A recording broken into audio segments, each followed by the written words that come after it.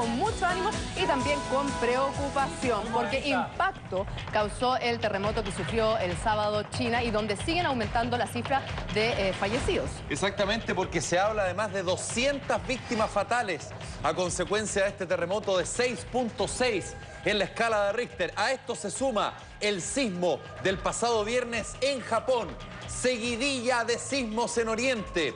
¿Nos podrían afectar a nuestro país? Vamos a la nota y a la vuelta. Vamos a conversar aquí en Mañaneros con Haroldo Maciel para saber exactamente Y no si solo es que eso. los sismos de China y de Japón Y el de eventualmente México podrían provocar que ese sismo se reprodujera justamente en territorio chileno. Vamos a la nota y a la vuelta conversamos con Haroldo Maciel.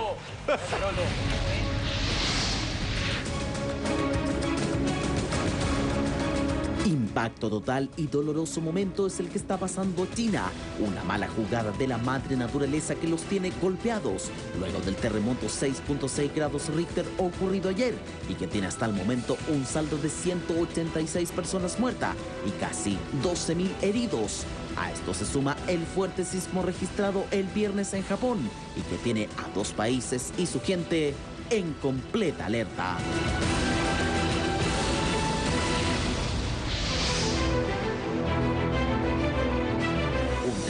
Que de seguro el país insular no olvidará jamás es que la tierra no tuvo piedad y a las 8:02 dejó una nación en el suelo. De acuerdo al último informe de las autoridades del Ministerio de Asuntos Civiles, las ciudades más afectadas son las de Longbang y Kingren y la parte antigua de centros urbanos que quedó prácticamente destruido.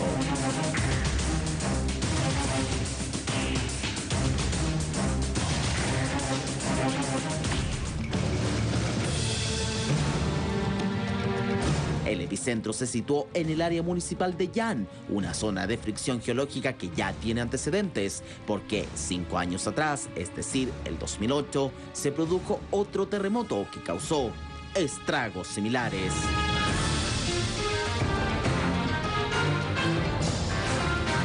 El primer ministro chino, Li Keqiang, viajó ayer a la zona afectada para supervisar las labores de rescate. Es que son más de 6.000 soldados que salieron a las calles y el presidente Xi Jinping pidió que no se escatimen esfuerzos y den prioridad al rescate de las víctimas. Por otro lado, Japón también se encuentra en alerta, luego del terremoto a las 12:23 horas de 6.7 grados Richter ocurrido el viernes en unas pequeñas islas japonesas del Pacífico. Pese que aún no existe claridad de las consecuencias, hasta el momento no existirían daños ni tampoco víctimas.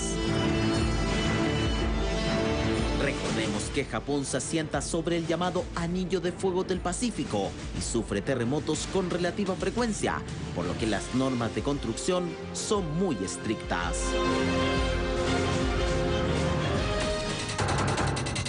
Un hecho que rápidamente nos hace acordar lo vivido el 27 de febrero en Chile, cuando un terremoto de 8.8 grados Richter nos cambió la vida por completo, luego que dejara más de 500 muertos, 800.000 damnificados y pérdidas por 30.000 millones de dólares.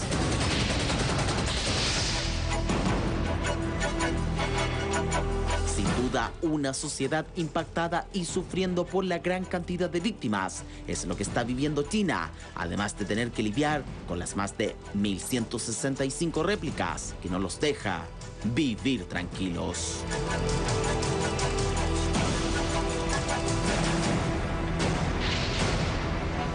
Bueno, ahí está la nota presentada respecto a la seguidilla de terremotos que se han registrado en los últimos días, tanto en China, en Japón y también en México, Salfate, y es por eso que vamos a tomar contacto con Haroldo Maciel, ex líder de QuakeRec Alert, para preguntarle obviamente la inquietud, la preocupación que tenemos todos acá en Chile, si es que los sismos que ocurrieron en los últimos días, tanto en China, Japón o México, eventualmente se podrían reflejar acá en Chile. Tal como el mismo día viernes lo conversamos con el ex líder de QuakeRec Alert, Haroldo Maciel, él anunció que iba a haber un sismo de proporciones cerca de Centroamérica, en donde señalaba o Guatemala o México. Bueno, ocurrió en el tiempo que él mismo había determinado, este fin de semana, en México. Pero ojo, también tembló 2 veces en una llegando a 4,4 en la escala de Richter en Guatemala, y es el momento entonces de preguntar que cómo se viene esta migración sísmica para nuestro país. Haroldo, amigo mío, ¿cómo estás? Haroldo. Muy bien, gracias por el contacto. Excelente. Maestro, una vez más, felicitaciones. Todo el mundo comenta que obviamente el sistema de predicción que ustedes hace un tiempo inventaron sigue dando en el clavo y es un parámetro muy útil para las personas que necesitan estar preparados ante cualquier eventual sismo. Coméntame un poco respecto a lo que tú habías dicho, que podía estar esto golpeando en México y en Guatemala, y lo que ocurrió ahí y cómo esto nos afecta directamente a nosotros en Chile, por favor. Ya, bueno, por lo último que pasó ayer, que ya habíamos hablado en programas pasados, la región de Centroamérica sí. ainda aguarda posible sismo un poco más fuerte de que este que ya pasó ayer. Ahora, ¿a qué se refiere a tu país? Yo creo que los reflexos ya empiezan a llegar, desde las próximas 24 horas. Ya están llegando, porque estoy mirando que cuando pasa algo en Guatemala, en general, está conectado con la parte norte. Cuando pasa en México, está conectado con la parte centro. Y solamente tenemos que mirar los intervalos que de 6 grados están cercanos a los 5, un poco más de 5 días. Hasta 5,5 sí. Puede llegar en 48 horas. Perfectamente. Entonces estamos hablando de un rango más o menos de similar magnitud y aproximadamente un par de días más para que haya algo de importancia en nuestro país.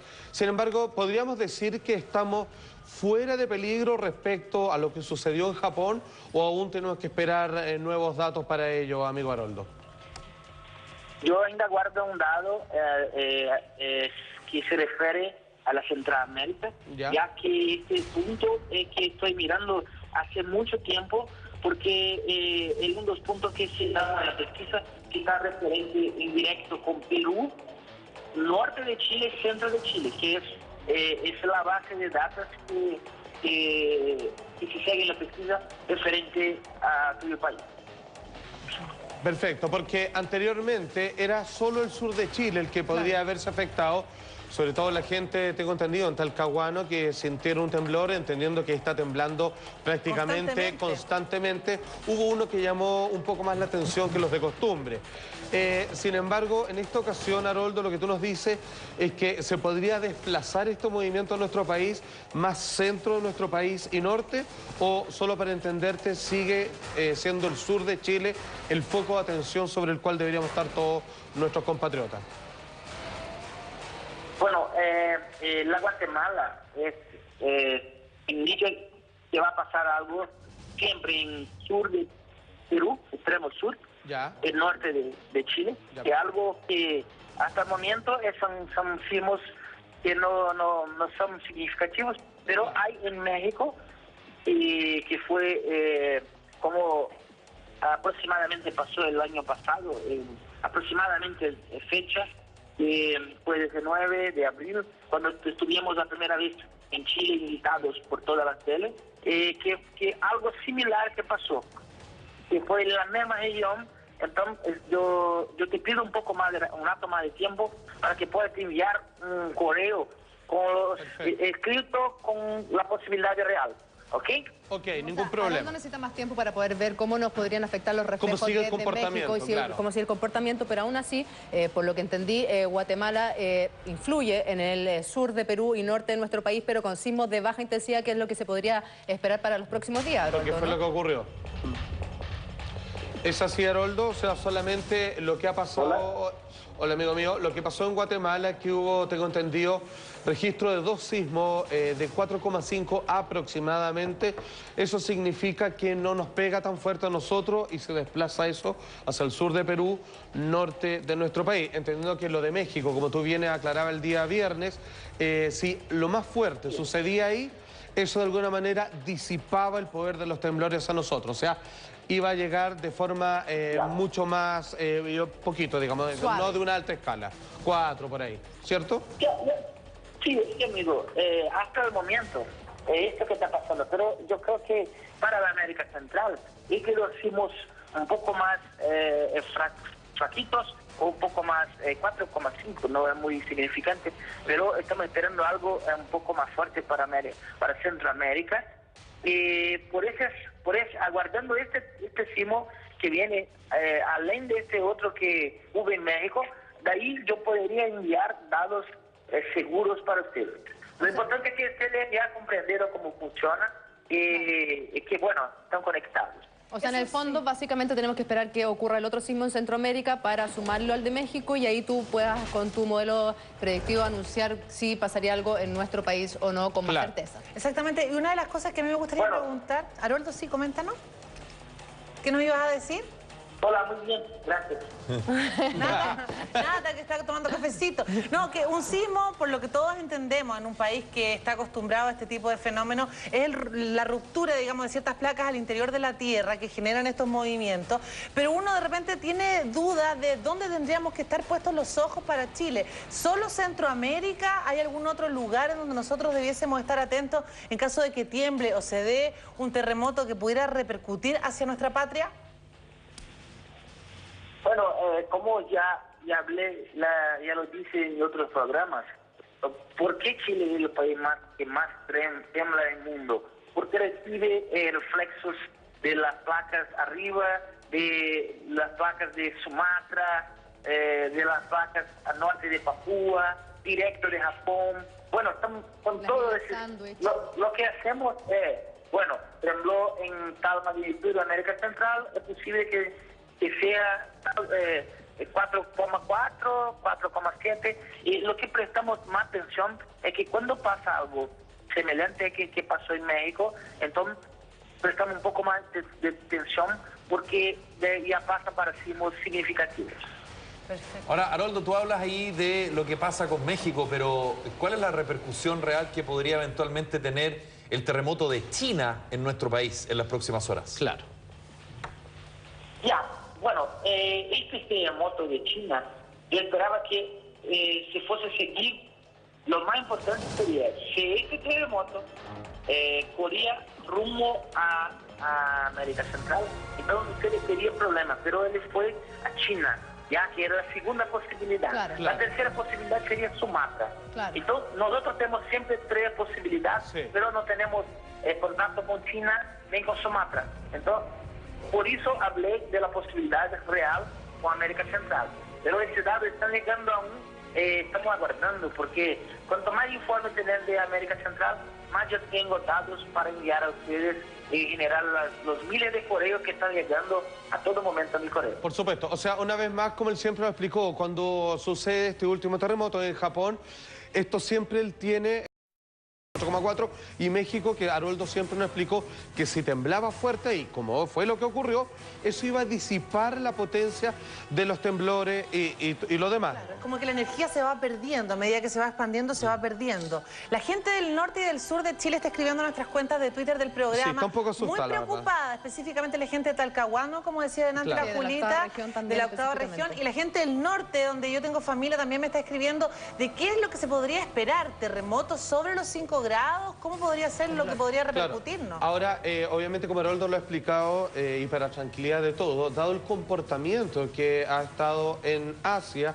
y obviamente en Centroamérica, hasta el momento, en algo así como 48 horas, podría pegarnos un temblor de los que estamos todos absolutamente acostumbrados, de aquellos que probablemente ni siquiera te despiertan en la noche. Y que es muy importante aclarar ese punto, Salfate, sobre todo cuando él habla del sur de Perú y el norte de Chile, porque majaderamente lo vamos a recordar, los habitantes del norte de nuestro país y los habitantes del sur de Chile viven realidades similares. Por una parte, en el norte están esperando este gran terremoto. Sí, claro, como se ha anunciado. En el sur de Chile permanentemente viven con réplicas del terremoto del 27 que nunca se han acabado. En muchos casos genera psicosis, en otros casos ya hay gente que ni siente los temblores, ¿no es verdad? Porque es una constante. Entonces, son realidades similares, pero a la vez distintas. ¿Y por qué lo digo? Bueno, porque es importante decir que en la eventualidad que en las próximas horas hay un sismo en el norte de Chile de características de 4 o 5 grados, bueno, la gente se tranquiliza, ¿no es verdad? Exacto. Sobre todo la que está en la zona costera, porque está esperando que en cualquier momento llegue ese anunciado terremoto en el norte de Chile. Una pregunta. Yo tengo una pregunta, Haroldo. Nosotros vivimos un terremoto el año 2010 de 8.8. Japón el año 2011 superó nuestra cifra, pero ¿por qué Japón, de la fecha del 2011 a hoy, actualmente, sufre de seguidillas de terremotos sobre los 6,6 y nosotros que vivimos un 8,8? Gracias a Dios, la zona afectada no ha superado los 5 o 6 grados.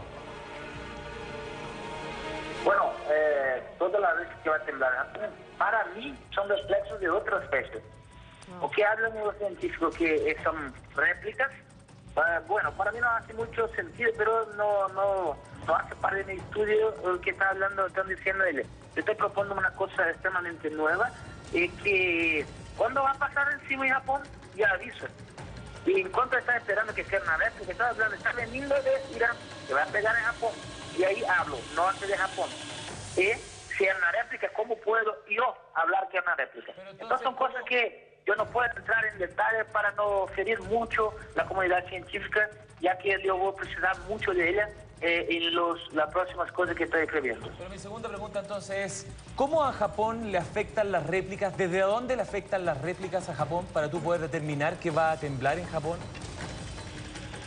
Ya, reciben Japón, están conectados en directo con las islas Fiji, Vanuatu, India, Irán y sur de China. Y en especial reciben de más de lejos Costa Rica y norte de Chile. Esos son los sismos que cuando pasa el norte de Chile, inmediatamente ya sabemos que va a golpear Hokkaido, norte de Japón. Pero me parece algo muy particular porque cuando los temblores o los sismos que ocurren en Costa Rica o en el norte de China o en las islas Fiji no superan más allá de los 5 grados, a Japón se le da todo lo contrario. Le golpea de una manera mucho más fuerte, o sea, supera los 6 grados. Son casi características de un terremoto. En cambio, nosotros esto todo lo contrario. Si es menor, gracias a Dios, en Centroamérica, un 4.4, un 4.5, para nosotros la réplica o el reflejo, como dices tú, va a ser menor. Ya, y por un fenómeno que llaman cisalamiento, que es por lo material que se compone la región. El ejemplo de México es que parte un sismo de 7 y le puede llegar a 6,5, 6,7, pero se va disminuyendo la fuerza. Pero Japón, yo creo que el territorio de Japón sería como el norte de Chile. Que pasa un sismo que es un poco más fraco, causa por la profundidad un estrago mucho más alto. Ahora, hay que aclarar, Haroldo, que el terremoto de China de 6.6 en la escala de Richter, como decía Juan José, un temblor de 6.6 en Chile, ¿no es verdad? Es un temblor. Claro. Pueden haber algunos daños, cierta preocupación en la población, en fin, pero no mueren más de rara vez hay una víctima, salvo una persona que tenga problemas cardíacos, ¿no es verdad? Claro. Pero en general no es una tragedia en Chile, pero hay que especificar que en China este 6.6 ocurrió a 6 millas de profundidad. ¿Cuántos son 6 millas, Alfate? Son aproximadamente 9 kilómetros. 9 kilómetros es nada, es muy cercano a la superficie. Por lo tanto, por algo es el efecto tan devastador también. Más de 200 muertos y más de 6.000 personas heridas a consecuencia. El piso se les movió tremendamente, digamos, a los chinos. Yo creo que este es un momento preciso, y Haroldo, corrígeme si me equivoco, que hay algo que hay que siempre explicarle a la gente. El sistema, que es realmente novedoso en términos de predicción de sismo que mi querido amigo brasileño desarrollaron, consiste en saber, apuntar, entender dónde va a temblar a partir de otro gran temblor que sucede en alguna parte de nuestro planeta. Entonces, cuando son terremotos, espontáneamente, producto de los movimientos geológicos, ¿cierto? Eso no está provocado por algo externo, sino por sí mismo, ¿cierto? Es una falla natural, es un proceso. Entonces, eso No hay metodología a eso y estamos todos de acuerdo para poder entender cuándo va a suceder algo así. Pero, por ejemplo, ellos sí pudieron habernos advertido, solo que no existían entonces como asociación, del terremoto que hubo en Chile, porque fue exactamente a 45 días después, como ellos determinan, después obviamente, del de Haití. Entonces, por eso es tan importante, pero es un tremendo dato que tenemos a mano, pero que no lo va a poder explicar todo hasta el momento, porque lo otro tiene que ver es como saber cuándo erupcionó un volcán nomás. Claro, ahora solo Dios. Haroldo, y en ese sentido me gustaría que por favor reiteraras qué es lo que va a pasar en los próximos días en nuestro país según tu sistema predictivo. Claro. ¿Cuánto queda por esperar? Exacto.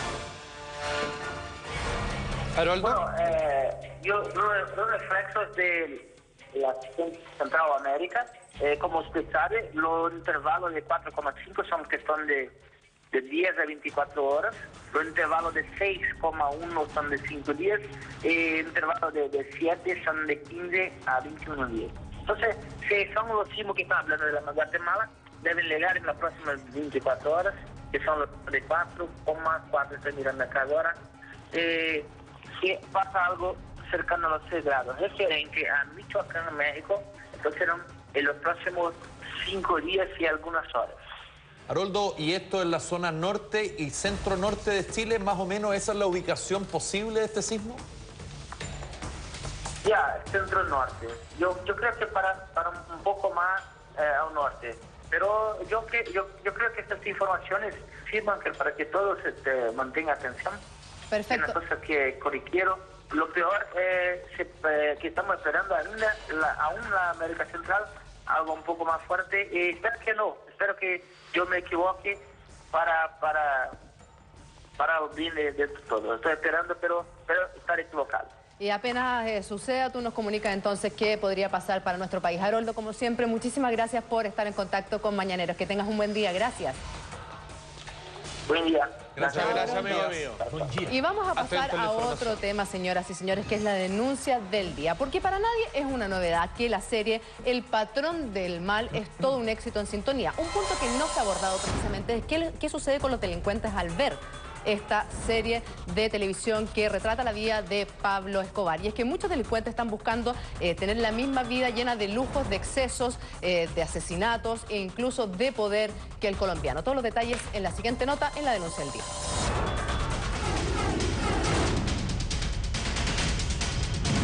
La serie basada en la vida del extinto narcotraficante colombiano Pablo Escobar se ha transformado en un boom en nuestro país y un modelo a seguir para los delincuentes. Nueva moda que tiene a estos sujetos mostrando grandes vehículos y casas millonarias, producto de sus delitos. Peligro latente de estas bandas que quieren tener el poder y los lujos del patrón del mal.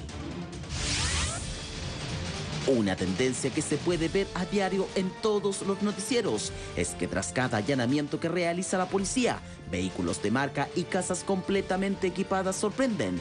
Todo indicaría que hoy los malhechores no tienen miedo a mostrar lo que obtienen con estos ilícitos, algo que confirma la apodada abogada de los narcos.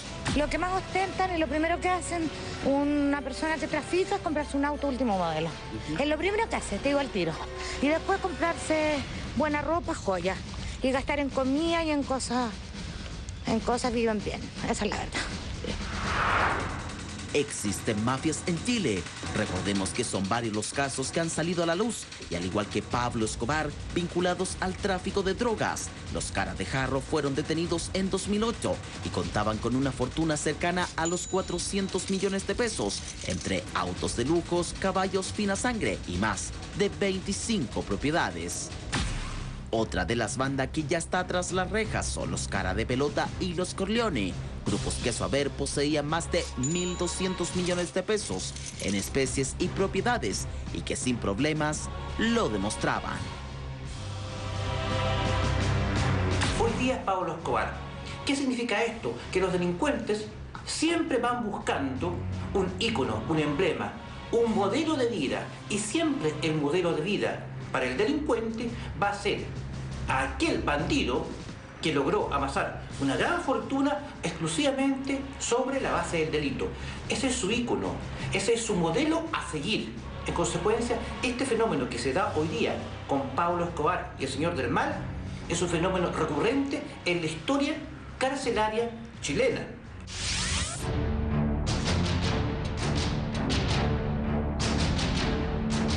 Pero la búsqueda del estereotipo viene de mucho antes, ya que el accionar de Pablo Escobar se basó en su momento en El Padrino.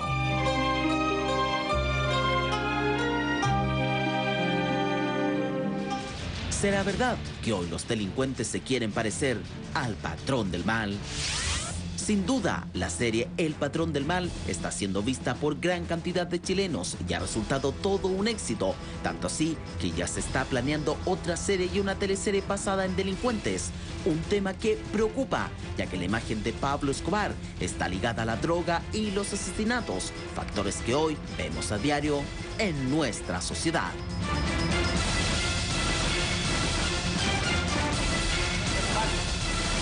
Ahí estaba la denuncia del día acerca del patrón del mal, tal como decía don Aldo Duque. Los delincuentes buscan un ícono, un modelo a seguir y claramente en Pablo Escobar, que terminó siendo un hombre tremendamente poderoso y multimillonario, ven un modelo a seguir con estos lujos, con estas haciendas, con estos automóviles. Lo admiran, en definitiva. Con ser dueño de un club de fútbol, con traer artistas de la talla mundial, actuar personalmente a tu casa. Claro, hay una cierta mirada y admiración frente a este hecho aspiracional de un día pasar a tener mucho dinero y tener que gastarlo en grandes lujos. Claro, yo tengo un pequeño matiz, eso sí, porque a mí me da la sensación que los chilenos en general, incluso los narcotraficantes, son más pudorosos que los colombianos por personalidad.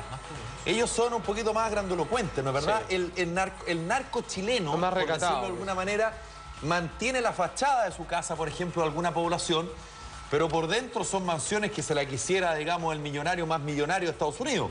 Entonces, ¿por qué? Por una cosa de pudor, por una cosa, y por otra también para no levantar sospecha. Pero creo yo que lo que más ha llamado la atención a las policías en el último tiempo, más allá de los lujos y más allá de las viviendas, de los autos, en fin, tiene que ver con el comportamiento de ciertas bandas delictuales que están importando ciertas prácticas, como por ejemplo los motochorros. Claro, que era algo que no existía. Claro, y ojo, que tiene que ver también con que lentamente ya los secuestros o retenciones de personas no solo tiene que ver entre narcos, ¿no es verdad? Que es muy habitual en el mundo de los narcos, sino que también con personas. Recordemos lo que pasó con algunos jugadores de Colo-Colo, que lo tenían visto. ¿Por qué? Porque el auto les llamó la atención. Los tipos van en moto y en un semáforo, ¿no es verdad?, o en una bomba de benzina van, los encañonan, les roban el auto y se van. Práctica delictual, insisto, que no ocurría en Chile hasta hace un par de años. Y que era común en Argentina, pero no había llegado a nuestro país, curiosamente. Eso es lo que pasa con las comunicaciones. En un mundo tan interconectado como el que nosotros vivimos hoy, donde la internet está a la orden del día a través de teléfono inteligente, todos estos videos están en YouTube, toda la información está disponible y tal como decía Julita y Felipe, las técnicas, las formas de abordar de parte de los delincuentes se masifican, se transportan y se trasplantan. Ya, pero Jenny, ¿puede un programa de televisión, una serie exitosa, una narconovela, que vienen varias narconovelas más porque están de moda, imponer o invitar a la delincuencia? Sí. A mí me parece que no. Sí, es que, ¿sabéis qué? Pero me parece absurdo. Yo creo que esta cuestión es como una especie de disparo por todos lados, porque quizás ustedes no lo saben, digamos, pero yo que soy súper aficionado a los juegos de video y sin ánimo de satanizar, probablemente junto con Call of Duty, por tirar un nombre que junta mayor cantidad de dinero que la película más taquillera de ese año, fíjate que hay otro juego que ya va en su quinta versión y que es tremendamente popular, que se llama GTA, Grand Theft Auto, Grandes Ladrones de Autos, en donde es una escuela del crimen bacán. O sea, me refiero, digamos, desde el kinder hasta la universidad, que es la historia de alguien que llega, te dice qué auto robar, cómo revenderlo, cómo quitarle la droga a los demás, cómo dividirla, digamos, para que te rinda más, cómo tener una red de prostitución. ¿Ese juego se vende a cualquier persona? No, se supone que se vende para mayores de 18 años, pero lo juega cualquier niño con el permiso del papá, generalmente, por lo menos donde tiene... O lo sube un cabro de 19 y lo juega un niño. Sí, generalmente los de 14 y los de 15 son los que más lo compran, digamos, con el permiso del papá. Ahora, y como te digo, es una escuela y te dicen cuánta plata tenés que juntar, cuánto tenés que ahorrar. Entonces, a tu juicio, efectivamente, estos juegos y esta serie o narconovelas pueden afectar... De todas maneras, porque ¿sabes qué? Porque te rodea.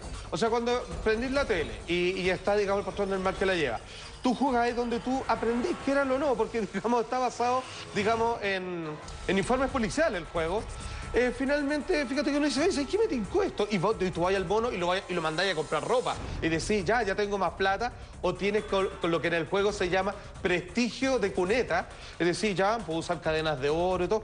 O sea, claramente es una cátedra, digamos, de crimen. Pero tal como está ese lado de la moneda, que podría ser como el yin, también está el yang. La gente se conecta a través de las redes sociales, se conecta a través de WhatsApp, haciendo grupos para proteger las casas. Por ejemplo, lo vimos alguna vez en Mañanero, para poder cuidarse de la delincuencia. Y también muchos correos circulan de cómo se están operando un poco los asaltos, el tener cuidado, bajar los pestillos, lo que tú hablabas de la motocicleta. Hace un par de semanas atrás, a mi cuñado en Argentina, estaba tomando un café en una terraza, vinieron unos delincuentes en una moto, le encañonaron, le robaron el reloj, la billetera, el computador. Situaciones que se dan en un barrio normal, digamos. Entonces, claro, que eran comunes hace mucho tiempo en Argentina, pero en nuestro país no pasaba esto de los motochorros, que son tipos que andan en la moto, te encañonan, te roban y salen disparados. Exactamente, a tener cuidado con eso, los secuestros express también, no andar cargada la billetera llena de tarjetas. ¿Y sabes qué otra cosa súper importante también, que un poco muestra a Pablo Escobar, y yo me imagino que los medianos y grandes narcos chilenos quisieran, es cómo poder corromper al poder? Claro.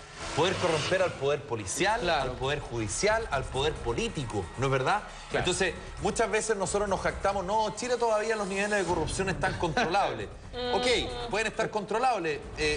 Ahora, la pregunta es, ¿a qué tanto nivel ha llegado la corrupción para que esos narcos de alguna manera comiencen a funcionar libremente? Porque finalmente, ¿cuál es la gracia, comillas, de Pablo Escobar? Que el tipo andaba a sus anchas. ¿Por qué? Porque no solamente tenía mucho dinero, sino que además compraba los poderes. Entonces, el tipo funcionaba con absoluta impunidad. Y libertad. Entonces, ¿a cuánto tiempo estamos nosotros de llegar a eso? Yo creo que esa es la gran interrogante, y creo yo que cuando tú todavía no llegas a esos niveles de corrupción, puedes poner ciertas barreras y cortapisos. Yo no tengo tan claro si es que cuando se llega a esos niveles en Colombia, miren lo que pasó en Colombia. Después se les metió la guerrilla, claro, se financió la guerrilla. Entonces, son situaciones súper distintas a las chilenas, pero de a poquito, como decía la Julia, hemos comenzado a importar ciertas prácticas que en Chile no se conocían. Pero no clasificando solamente el hecho de que un narcotraficante o las personas que delinquen el día de hoy puedan sacar este modelo, para que usted también, o sea, porque para mí también fue curioso. Hay mucha gente que hace comedia de esto, hay gente que saca pequeños resquicios en su vida normal como algo para la risa. Pero hay algo también que me llama profundamente la atención, que Pablo Escobar fue un personaje increíble para el mundo de la psicología. Para que usted sepa como un dato, las grandes escuelas de psicología, no solo de Chile, del mundo, estudian esta personalidad porque llama mucho la atención el hecho del poder que solamente una persona podía tener casi la mitad de un país dentro de su bolsillo. También es una imagen para poder tener exactamente ahí considerar. Pero el viernes, Anita Alvarado sorprendió a todos en la guerra de programas. Por un lado estaba Primer Plano Anita Alvarado, por otro lado estaba Canal 13 con la Alfombra Roja, Quique Morandé con La Muralla, José Miguel Viñuela con su nuevo programa, pero Anita le ganó a todos haciendo declaraciones que de verdad sorprendieron. Primero reconoció la deuda que tiene con el fisco de más de 1.500 millones de pesos y aseguró que esa deuda no la piensa pagar y que la tendrán que heredar sus hijos. Y por otro lado aseguró que si ve que a sus hijos les falta algo, ella no tendría ningún problema en regresar a la prostitución. Saco aplauso. La mamá Cacho. ¿En qué mundo estamos, señores?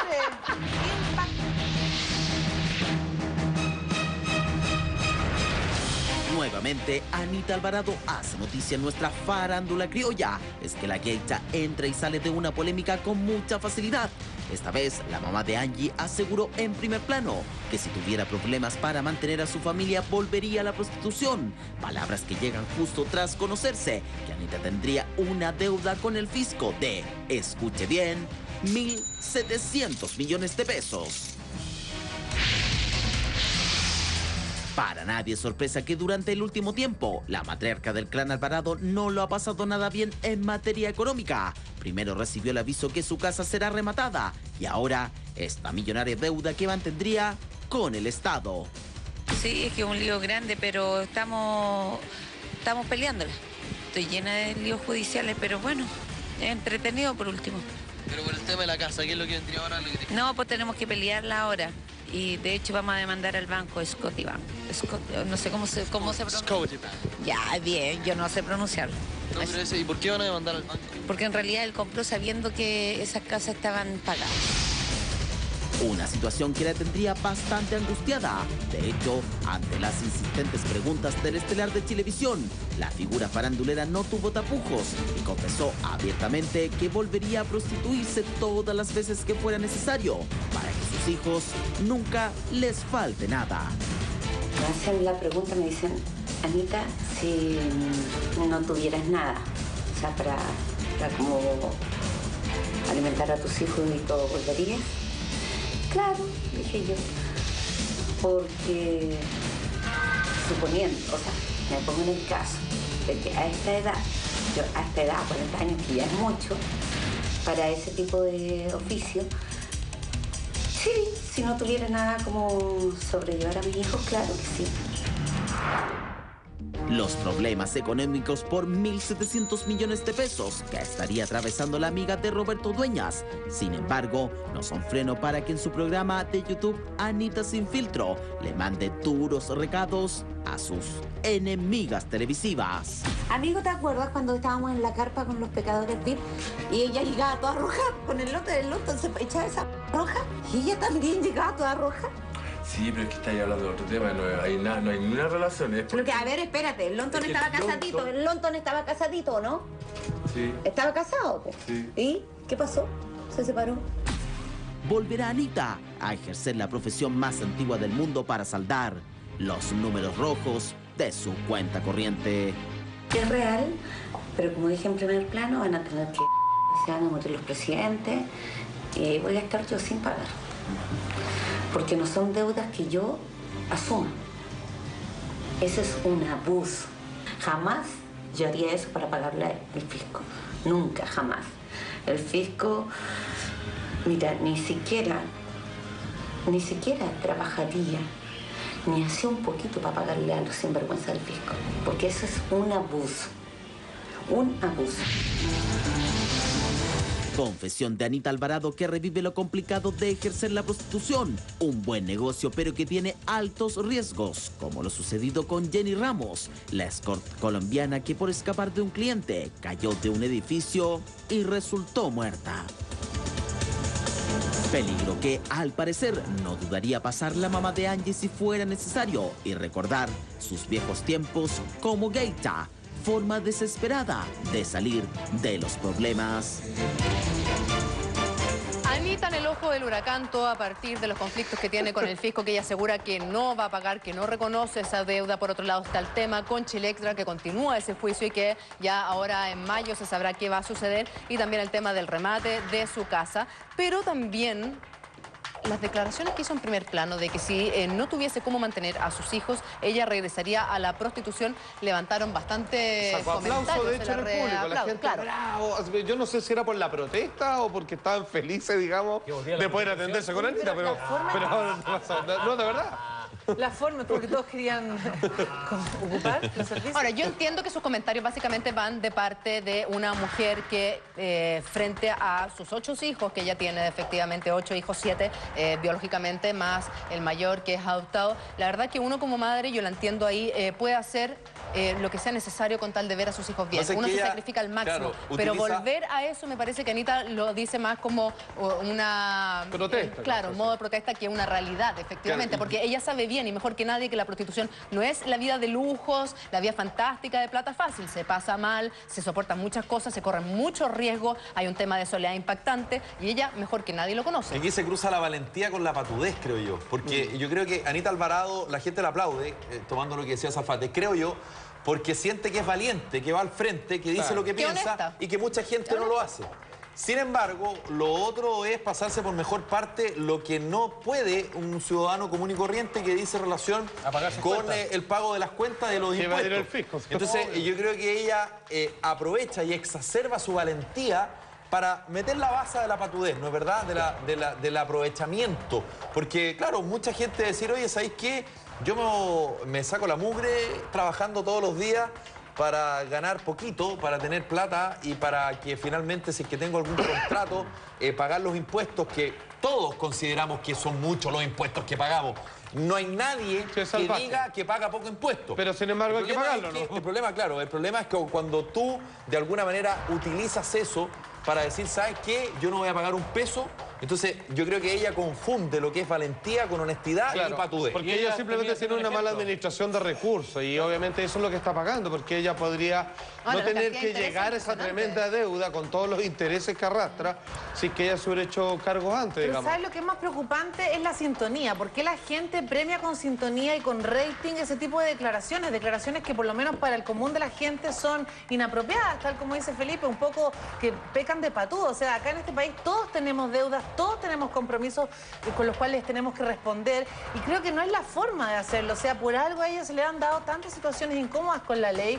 Creo que hay algo que tiene que revisar y también como el aplauso ante no voy a pagar, yo soy chora, hago lo que se me antoja, esto lo van a tener que heredar mi hijo. Perdona, Jenny, pero es que ahí fue viva y astuta en la manera de plantear, porque hay mucha gente que se pregunta en su casa, si a una multitienda le condonan una deuda millonaria, ¿por qué yo como un civil tengo que pagar absolutamente todo? Y ella utiliza ese argumento, obviamente la gente empatiza con esa situación, porque hay muchos que sienten rabia, que dicen efectivamente, si a una multitienda que es millonaria le condonan la deuda y yo que tengo que pagar todo abril a fin de abril, tengo que pagar mi impuesto. Además todo, que lo que no ella es no justo. entiende... Entonces la gente empatiza Sobre con todo eso. en un país donde las 100 personas más ricas, dije personas, no sociedades, las 100 personas más ricas de Chile no son las 100 personas que más impuestos pagan. Claro. Entonces, cuando hay diferencias brutales y que están a la mano y que te la pegan en la cara todo el tiempo y que la gente lo ve porque es una realidad en Chile, ¿no es verdad?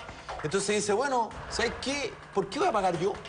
Si los de allá no pagan, entonces por eso digo, ella aprovecha la honestidad, astuta a aprovechar eso. La astucia también con la patudez, porque bueno, yo no sé que el fisco castiga a las personas, pero perdona a las empresas. Por eso que la mayoría de las personas que después de recibir un sueldo de cierta cantidad hacia arriba, hacen estas pseudo sociedades consigo mismos donde son su propio empleador, que a mí me parece que antes la ley de divorcio es como también, es como son esas sacadas de pillos, de vueltas legales, que es una tontera, pero realmente hay un abuso, pero que tiene que pagar. Finalmente lo que tenemos que dejar en claro es que es básicamente que todos tenemos que pagar impuestos, ¿me entendí? O sea, todos tenemos que pagar impuestos. Yo encuentro que Anita efectivamente tiene un discurso súper bien articulado que finalmente al nombrar a esta multitienda hace que la gente, hasta incluso yo pueda empatizar, pero finalmente lo que tenemos que hacer es, vivimos en sociedad, hay un fisco, hay que pagar. La inteligente sabe algunas cosas y otras cosas no las sabe. Y eso a mí me parece bastante particular. ¿En qué sentido? O hace como que no las sabe. O hace como que no las sabe, pues claramente, porque yo siento que ella es una persona bastante astuta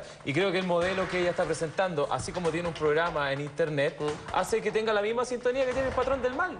Y yo creo que mucha gente también se puede llegar a sentir identificada con lo que a ella le pasa y seguirla como un modelo.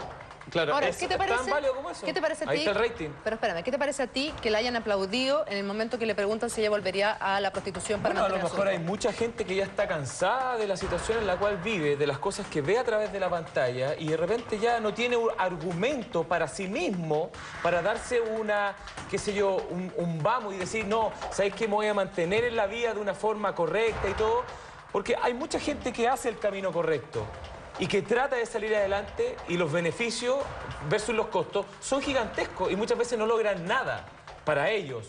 Y de repente se dan cuenta que el de al lado avanza de una manera vertiginosa, se va como a 100 por hora. No digo que ese sea el ejemplo para seguir, pero hay gente que muchas veces ya está hasta aquí.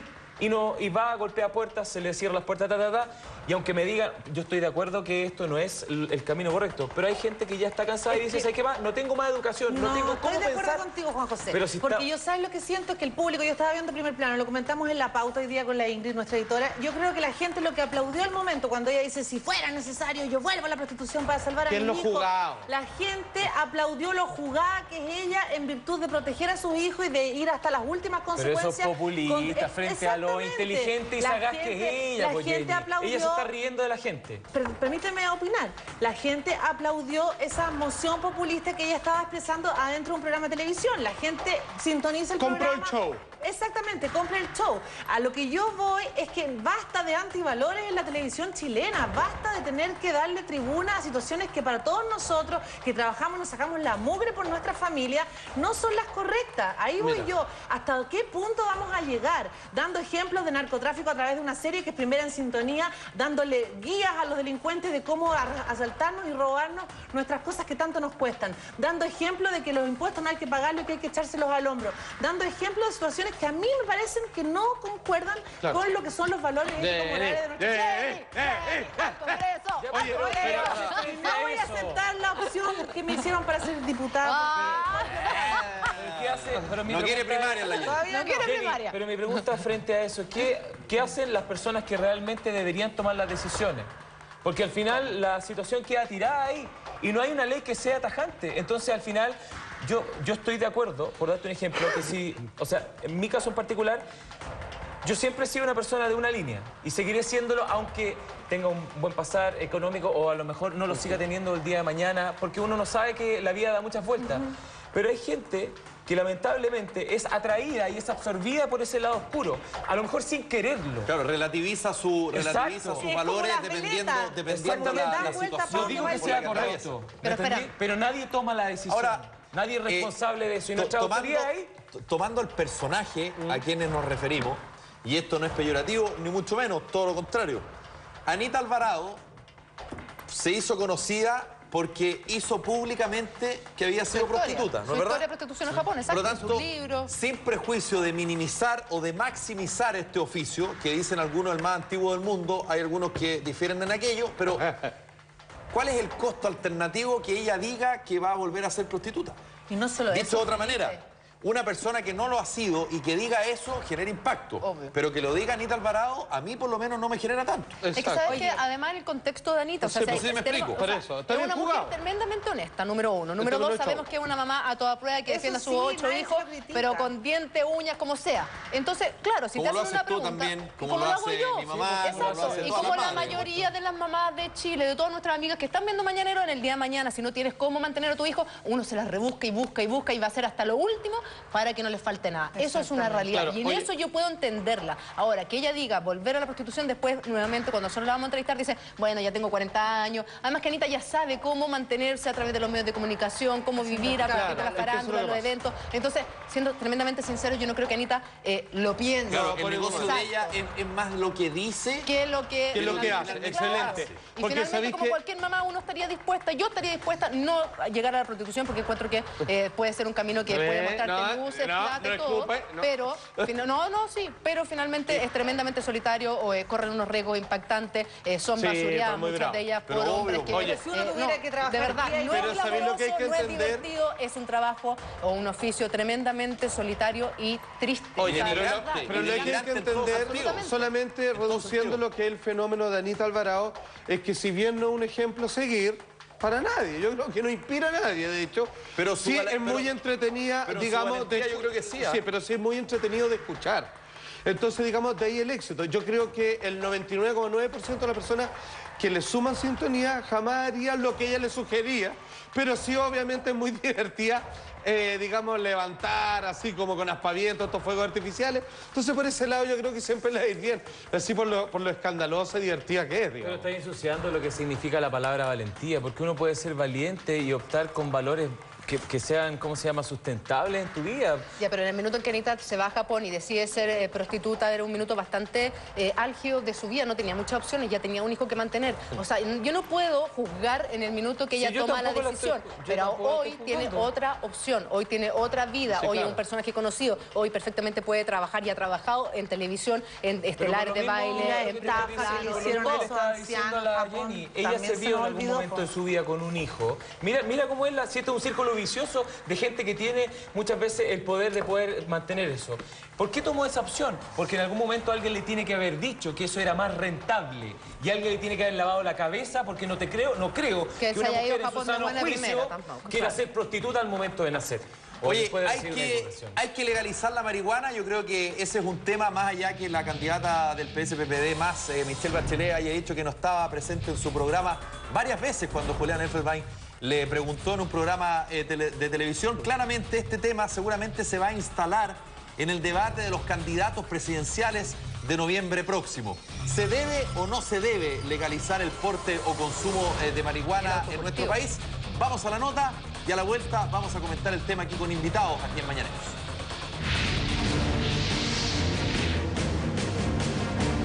La legalización de cannabis sativa, conocida popularmente como la marihuana, ha estado en el tapete desde hace ya varios años. Debates entre los políticos que se esfuman como el viento. Nuestro país posee el más alto índice de consumo de la sustancia psicoactiva en todo Sudamérica y los famosos bien lo saben, porque varios han sido detenidos.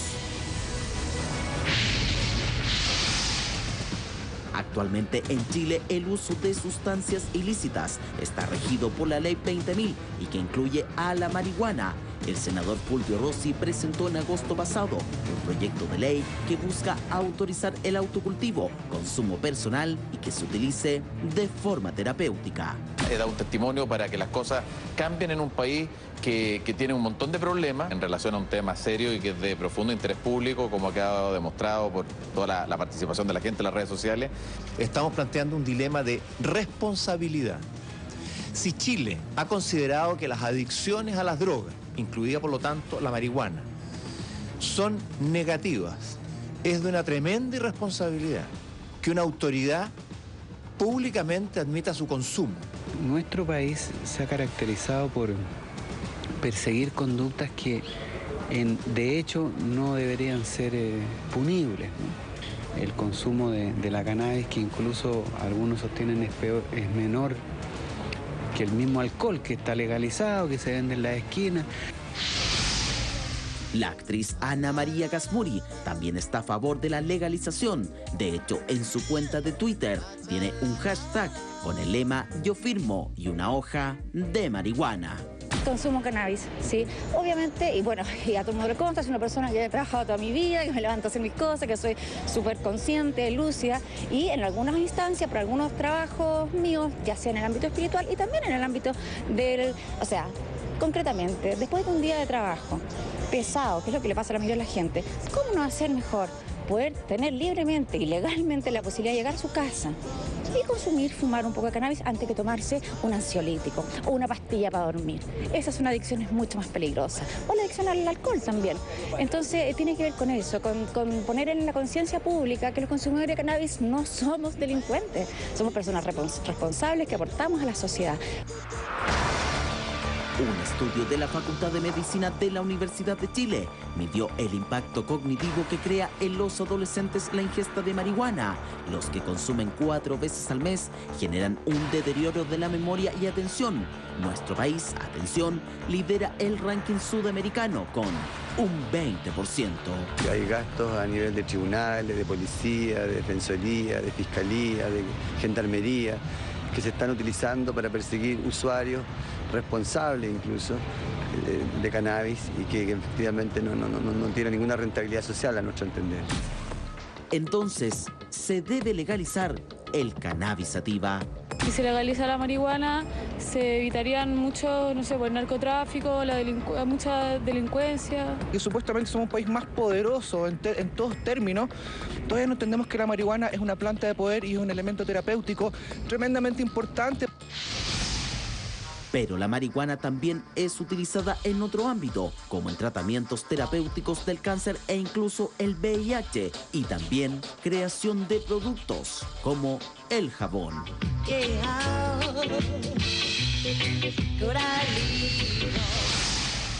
Recordada es la detención de los ex Jingo Félix Omastre y Camilo Huerta, quienes tenían cultivo personal.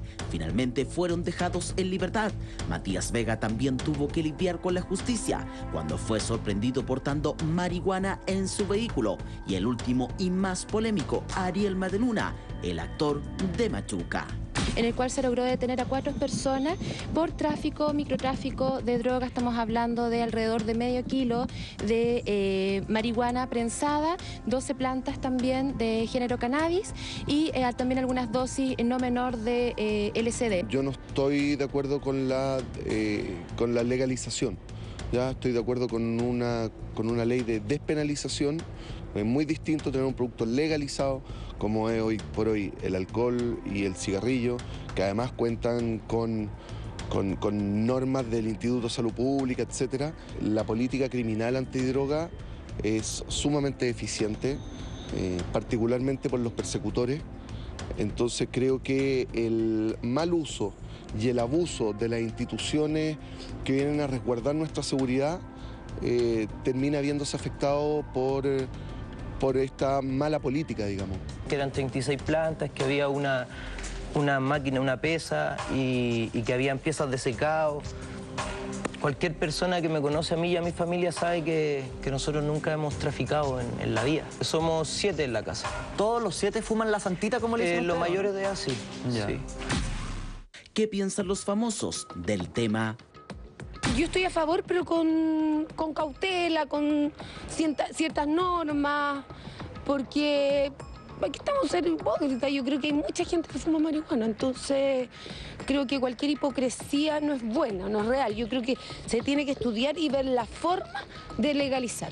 Pienso que hay cosas que se deberían restringir mucho más y que la marihuana al final hace menos daño que muchas otras cosas. Por otra parte, la ley está súper mala porque sale que el consumo no está permitido, pero tú no puedes comprar y no puedes plantar. Entonces, si no puedes comprar y no puedes plantar, ¿de dónde sacas para consumir? Hay un vacío legal muy grande porque se supone que tú puedes consumir marihuana, pero no puedes plantar ni puedes entregarle a otra persona, ya sea vendiéndole o solamente incitándolo a fumar, ya es un delito. Entonces ahí claramente hay un vacío legal que hay que resolver. Sin duda, la legalización de la marihuana genera diversas opiniones, incluso que podría frenarse el tráfico. ¿Se debe legalizar la marihuana? ¿Qué opina usted? ¿Se debe legalizar la marihuana o despenalizar el autocultivo? Bueno, es una problemática que existe hace mucho tiempo en nuestro país, incluso cuando los senadores presentan este proyecto de autocultivo y porte de marihuana. Rosy Lagos Weber, precisamente en agosto del año pasado. Y es un tema que hay que discutir a fondo, un tema que hay que analizar en todas sus aristas. Y para eso hoy estamos con 2 invitados. Pancho Barrena, gracias por estar acá. Félix Marre también, muchas gracias por estar esta mañana. Gracias por estar acá. Dispara usted, pues. Bueno, está este proyecto de despenalizar el autocultivo. ¿Qué les parece a ustedes? Si es un primer paso y si es que finalmente yo estoy en desacuerdo. A mí no me parece que porque mucha gente lo consuma hay que legalizar. Yo creo que el tema es otro. El tema es si es que efectivamente tiene o no causa daño, si es que el narcotráfico finalmente, las bandas donde se va y se capta, se calza, ¿son los grandes narcotraficantes o se está focalizado a los pequeños y genera todo un tema mediático como lo pasó con ustedes, por ejemplo? Entonces, yo creo que hay que separar el agua, pero bueno, es mi opinión personal. ¿Cómo ves tú la posibilidad de despenalizar el autocultivo como primer paso? Yo creo que sería algo bastante bueno, sería un paso importante a poder crecer un poco más como sociedad, a respetarnos más como sociedad y en el fondo a realmente destinar recursos a cosas súper importantes que Chile tiene muchas carencias tenemos mucha delincuencia, la puerta giratoria en ese aspecto. Pero espérame, ¿de qué recursos me estás hablando, Pancho? Me perdí. De los recursos, por ejemplo, que destinaron a agarrarme a mí en una detención totalmente falsa y un montaje, y creo que lo mío también le ha pasado a muchas personas. ¿Por qué dices que es un montaje cuando te tuvieron a ti y a Félix en el marco de la Operación Jingo, precisamente por el tema de la marihuana? Porque está claramente, y lo que demostré en tribunales, que yo era inocente, que no tenía ni siquiera un gramo de marihuana en el momento de mi detención y estuve 2 meses preso. ¿Cuántos meses? Entonces, 2 meses, 4 meses de investigación. ¿Pero tú eres consumidor de marihuana? Yo toda mi vida... No, allá el abogado Félix. Estoy hablando con Pancho. No, pero te digo, o sea, en el fondo, para poder linkear de cómo llegaron a ti. Pero eso, creo que... Sorry que me meta, pero eso creo que da lo mismo. Si él fuma o no fuma es absolutamente parte de su vida íntima. En este momento estamos hablando de la despenalización del autocultivo y me gustaría que por favor nos enfoquemos en eso, que es un tema que se está tocando Félix, absolutamente, pero Pancho está hablando de que su detención fue un montaje. Fue incorrecto. Fue un show, por lo demás, él tendrá su argumento, digamos, pero más allá de si él consume o no consume, es parte de su vida íntima. Entonces, mire, yo sí un poco estoy a favor de que la gente que... No, y por lo mismo él verá si contestó o no, digamos. Claro, que no necesita abogado. La gente que puede hacer lo que quiera en su vida. O sea, si la persona tenía una condición sexual, si tenía un gusto por alguna cosa, si te gusta tomar, tomáis. Si te gusta de repente, trabajáis mucho y de repente te gusta fumarte un cohete, fúmatelo. Yo soy de esa idea que hay muy pocas cosas en la vida en este momento que a nosotros nos dan tranquilidad o felicidad, porque vivimos en una pelota que solamente, ustedes como antes hablaban, es pagar y pagar y pagar, y tú recibes tu cheque y pagar y pagar. Y en el fondo, ¿cuándo es tu tiempo? Ahora, ¿en algún momento tú sentiste que después de fumarte Pito 1, 10, esto no es peyorativo, para nada, tomando ahí lo que dice Félix. Es simplemente una conversación de alguien que fuma marihuana que me parece perfecto. Además, es problema tuyo, yo estoy de acuerdo con Félix. ¿Sentiste la necesidad de ir a por otra droga? Que es un poco el argumento que ocupa el Senda y otros organismos estatales, que la marihuana es el primer paso hacia otra droga dura. Para mi gusto no es así. Yo creo que tú conocí la marihuana y realmente empezás a conocer un círculo de gente que consume otro tipo de droga y tú veis si deriváis en ese tipo de gente o no deriváis en ese tipo de gente. O si realmente tú en el fondo no harías una persona... yo la verdad que en mi tema personal yo no considero una persona que fume de vez en cuando marihuana sea drogadicta, para mí. O sea, a mi manera de ver, yo sé que no es lo que se representa, pero para mí eso es así y encuentro... Claro, como alguien que toma una copa de vino no es alcohólico. O sea, pero tú por ejemplo, veis la muerte... Sí es. Médicamente está comprobado. O sea, no hay sobredosis de marihuana, se muere. O sea, por consumo de marihuana la gente no muere. No muere, efectivamente. Marihuana y no Espérame, Félix, te quiero hacer una pregunta, porque tú hablas de despenalizar el autocultivo. Y según yo entiendo, en nuestra legislación hay un vacío bastante importante que tiene con relación a que el consumir marihuana no está penalizado, pero sí el autocultivo y también el comprar. Eso es lo que te quería puntualizar, Julita, que aquí tengo la ley que me la facilitaron por mail. Dice, en Chile es legal el consumo personal, pero ilegal la producción y comercialización y la inducción, promoción o facilitación. Claro, entonces finalmente es una hipocresía. Debajo la almohada, digamos, y que te aparezca. Claro. Mira, antes que todo me gustaría hacer un alcance con lo que decía Felipe respecto a el daño. Fíjate que creo que esa es la excusa más utilizada, el daño que provoca la cannabis, como no solamente pérdida de la memoria. No solamente pérdida de la memoria y otras cosas que no me acuerdo. Pérdida de la memoria, de neuronas, la escalada de la droga. Convengamos en varias cosas. La Organización Mundial de la Salud reconoce que hay un daño en el consumo prolongado en el tiempo. ¿Ya? Y permanente, el consumo permanente. Sí. ¿Ya? Eso es lo primero. Segundo, creo que es una excusa ya bastante reiterada, bastante utilizada, manoseada incluso, decir que la cannabis produce un daño, siendo que hoy por hoy tenemos otras sustancias que son legales que provocan mucho más daño, mucho más. Y no me refiero solamente al alcohol y al cigarrillo, sino que también a la sal. Por ejemplo. Si quiere ponga el azúcar, incluso hoy por hoy en México se están retirando los saleros de las mesas de los restaurantes. Claro. ¿Ya? Entonces, vamos abriendo el espectro, Solo un paréntesis, y además, como decía en la nota, también muchos remedios que supuestamente es para que te hagan mejor y finalmente te hacen adicto y finalmente cronologizan, digamos, tus dependencias y un simple dolor de cabeza se transforma en un problema de adicción. Déjame hacerte un alcance respecto a eso mismo. Del 2010 al 2012, en el 2010 se decomisaron cerca de 400.000 pastillas o dosis, digamos, de estos fármacos que están digamos, permitidos o autorizados. Claro. Y hoy por hoy, el 2012, se han decomisado no más de 116.000, lo que significa que también ha bajado la persecución en cuanto a esos fármacos que están permitidos. Pero tú estás hablando de la persecución policial, pero Félix, yo te quiero hacer una pregunta. Vimos recientemente el caso de lo que sucedió en Uruguay con Pepe Mujica, que estaba en favor de la legalización de la marihuana. Finalmente esto se mandó al Congreso y se congeló misteriosamente a partir de las encuestas que dieron que el resultado como sociedad, los uruguayos no estaban de acuerdo con la legalización de la marihuana. ¿Tú crees que nuestro país está preparado para despenalizar el autocultivo y posteriormente la legalización de la marihuana, ya sea quedando en manos del Estado o que el Estado haga una licitación y quede en manos de privados? Mira, a ver, hay que separar las aguas. Primero que todo, en Uruguay se congeló ese proyecto porque hay una entidad internacional que vela por esta regulación de estupefacientes en cada estado, ¿ya? Y que es dependiente de la ONU. Ya, pero vemos qué es lo que pasó en Washington y Colorado, en Estados Unidos, que en diciembre pasado efectivamente se despenalizó el uso de marihuana siempre y cuando no lo hagas en la vía pública. En Washington y en Colorado se llamó a votación popular. Sí, pues, hubo un referéndum. Y por votación popular se legalizó el tema del uso recreativo. ¿Ya? Aún así, siendo estados federales, no está legalizado, digamos, en cada estado. Pero volvamos a Chile. Tú estás tomando lo que preguntaba la Julia. ¿Tú crees que estamos preparados para eso como sociedad? ¿Tú crees que la sociedad, de alguna manera, le agradaría que en Chile se legalizara el autocultivo de marihuana? Yo creo que tiene que ver más con las libertades individuales.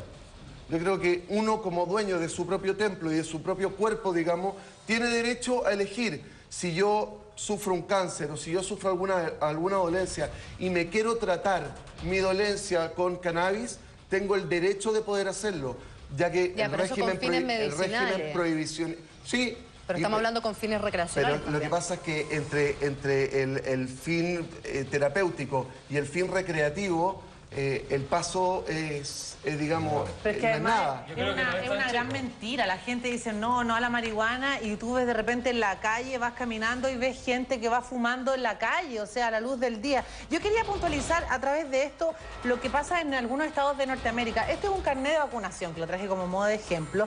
En el estado de California, Nuevo México y también el estado de Colorado, muchas personas que tienen enfermedades o que van a un médico que es un poco más open mind, abiertamente, acceden a este carnet, que es un carnet que por $100 pueden sacar y pueden ir a farmacias especializadas, señaladas con una cruz verde, donde les entregan dosis de marihuana a un valor súper barato, muy asequible, para enfermedades, como tú puntualizabas, que realmente tienen usos establecidos médicamente, científicamente probados, para los medicamentos del cáncer, para enfermedades reumáticas, para la depresión. Pero es el uso medicinal. El uso medicinal, yo estoy a favor del uso medicinal de la marihuana. Déjame hacerte un alcance al respecto. ¿Sabes por qué pasa eso? Porque allá hay una educación al respecto. ¿Ya? Allá se sabe qué tipo de cannabis tienes que consumir para tal o cual enfermedad. ¿Ya? No es lo mismo consumir, digamos, una cannabis sativa que una cannabis sativa índica. Mientras una te ayuda, por ejemplo, a problemas del apetito, ¿ya? Otras te ayudan al asma o a los dolores de la artritis, a la fibromialgia. Va más allá de ser una cepa. Que entendamos eso. Félix, todos tienen cannabinoides distintos, son elementos distintos. ¿Dónde está socialmente? Porque tú dices, Felipe te hizo una pregunta que tiene que ver si estamos preparados como sociedad. ¿Qué pasa? Porque tú me dices que el hecho que se diga que es la antesala para las drogas duras no es tan así. No es así. Pero yo te voy a hacer la pregunta. ¿Qué pasa en los sectores más vulnerables de nuestra sociedad? Donde la droga sí realmente causa un impacto, las drogas duras más fuertes. Qué bueno que me preguntes eso. Entonces, yo te pregunto, voy a la reflexión del niño que tiene 7 años, 8 años, a una persona que pueda llegar a tener 25 y conozca la marihuana en esa época. Fíjate que, bueno, qué bueno que me lo preguntáis precisamente porque al no haber educación al respecto, ¿ya? Lo que se está consumiendo en las poblaciones es una droga de altísima toxicidad, ¿ya? Es tremendamente dañina. Y adictiva. Félix, no solamente... Aguántame un segundo porque tenemos en línea al secretario general de Renovación Nacional, Mario Desbordes. Estamos discutiendo justamente el tema del consumo de marihuana. Mario, ¿cómo estás? Buenos días. Buenos días, muchas gracias por el contacto. Bueno, ¿alcanzaste a escuchar algo respecto? Estamos discutiendo esta idea, esta propuesta de despenalizar, por ejemplo, el autocultivo de marihuana y un tema que se ha tomado los medios en el último tiempo. ¿Cuál es la opinión que tienes tú? ¿Cuál es la opinión que tiene tu candidato presidencial? Me refiero a Andrés Alamán, candidato de Renovación Nacional. Bueno, parto diciendo que mi opinión no es necesariamente la opinión unánime del partido, porque hay parlamentarios nuestros que están por una posición más flexible probablemente. La Renovación Nacional, en ese sentido, bastante abierto en general. Creo que es un tema que, primero que todo, hay que poner en el debate. ¿Ya? Está muy bien que se debate, que se discuta, no se puede pretender que sea un tabú en donde nadie puede opinar. ¿Hay que despenalizarla a tu juicio, Mario? Yo creo que no, que por el momento no están dadas las condiciones para eso, aunque se niegue respecto de que es la antesala efectivamente para otras drogas más duras. Perdón, cuando tú hablas que no están las condiciones, ¿a qué te refieres? Me refiero que cuando uno observa, hay estudios para el lado y lado, como en todas las cosas, pero yo, por lo menos, habiendo la duda seria de que esto es efectivamente la antesala para drogas más duras, como la pasta base o la cocaína. ¿Y eso tú lo tomas en base a qué, Mario? Mira, hay estudios nuestros de la Organización Mundial de la Salud, nuestro me refiero a Chile. Yo por lo menos creo en la libertad de las personas, creo que tenemos derecho a decidir todo lo que tú quieras respecto a tu cuerpo, pero con ciertos límites. Por eso se restringió, por ejemplo, el uso del cigarro, por eso el efecto nocivo del alcohol también está restringido, no le puedes vender alcohol a los menores de edad, etcétera. Y en el caso de la marihuana, que va mucho más allá probablemente en sus efectos adictivos que estas otras dos sustancias, hay bastante más restricción. O sea, te insisto, hay un tema que hay que debatir, está abierto el debate, es importante hacerlo, pero en principio, con los antecedentes que nosotros tenemos en Renovación Nacional, prácticamente todos estamos en contra de la legalización. Mario, te habla Julia Vial. Hola, buenos días. Hola, gracias Julia, por estar en contacto con nosotros. Te quiero hacer una pregunta porque estamos hablando con Pancho Barrena, con Félix Sumatre. Yo le hacía una pregunta si efectivamente ellos pensaban que nuestro país, nuestra sociedad está preparada para despenalizar en un comienzo el autocultivo de marihuana y posteriormente la legalización de esta misma. ¿Qué crees tú? Como sociedad, ¿estamos preparados? Yo creo que no en este minuto.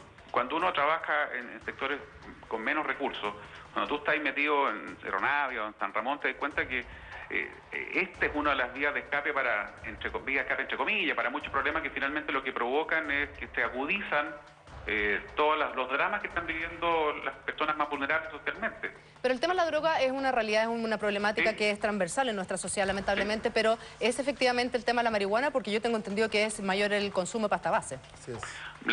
Mientras no se demuestre fehacientemente, y como te digo, hay estudios contradictorios en ese sentido. Hay estudios que dicen que sí es la antesala para la pasta base, que sí es la antesala para la cocaína. No.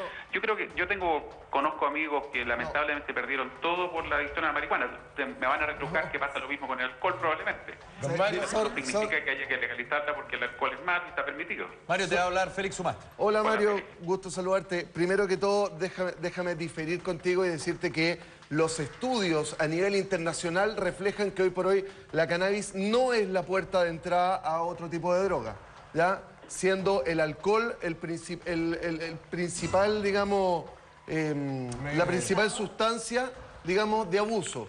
¿Ya? No la única, la marihuana también. Pero sí, no es la única puerta de entrada. No, pero la marihuana, convengamos con que también, digamos, los estudios, no lo digo yo, si estos son estudios científicos, de universidades en Estados Unidos, se ha puesto a prueba, digamos, en varios estados en Europa. Y convienen en que no es la marihuana, digamos, la puerta de entrada. Segundo, también hay que hacer énfasis en que la cannabis no provoca adicción. Sí, por favor. No. Hay estudios del Instituto Nacional de Uso de las Drogas en Estados Unidos que te dicen que sí, Félix. Por eso te digo, hay información contradictoria. Yo creo que hay que debatir este tema porque a mí lo único que me hace sentido en esta discusión es que pareciera que la simple represión, el simple control estatal, vía policía y después tribunales, no está dando resultados. Y hay que ver cómo se logra superar eso. Efectivamente, eso es lo único que a mí me hace un poco de sentido en esta discusión a favor de la despenalización, pero en principio parto de la base que no es razonable despenalizarla. Don Mario, mire, le habla Francisco Barrena. La verdad que me pone muy contento de que realmente salga un político hablando que sepa mucho de política, pero el tema de la marihuana veo que no sabe bien poco, don Mario. No. Que la verdad que... No estoy de acuerdo contigo, Francisco, por eso tú dices que no sé poco. No, don Mario, le estoy haciendo... Que no te doy la razón, por eso tú dices que sé bien poco. No, es por lo que usted dice, que causa una gran adicción, que las poblaciones mueren por la marihuana, para que usted sepa, don Mario... Yo no he dicho que mueran, Francisco, no caricaturice lo que dice.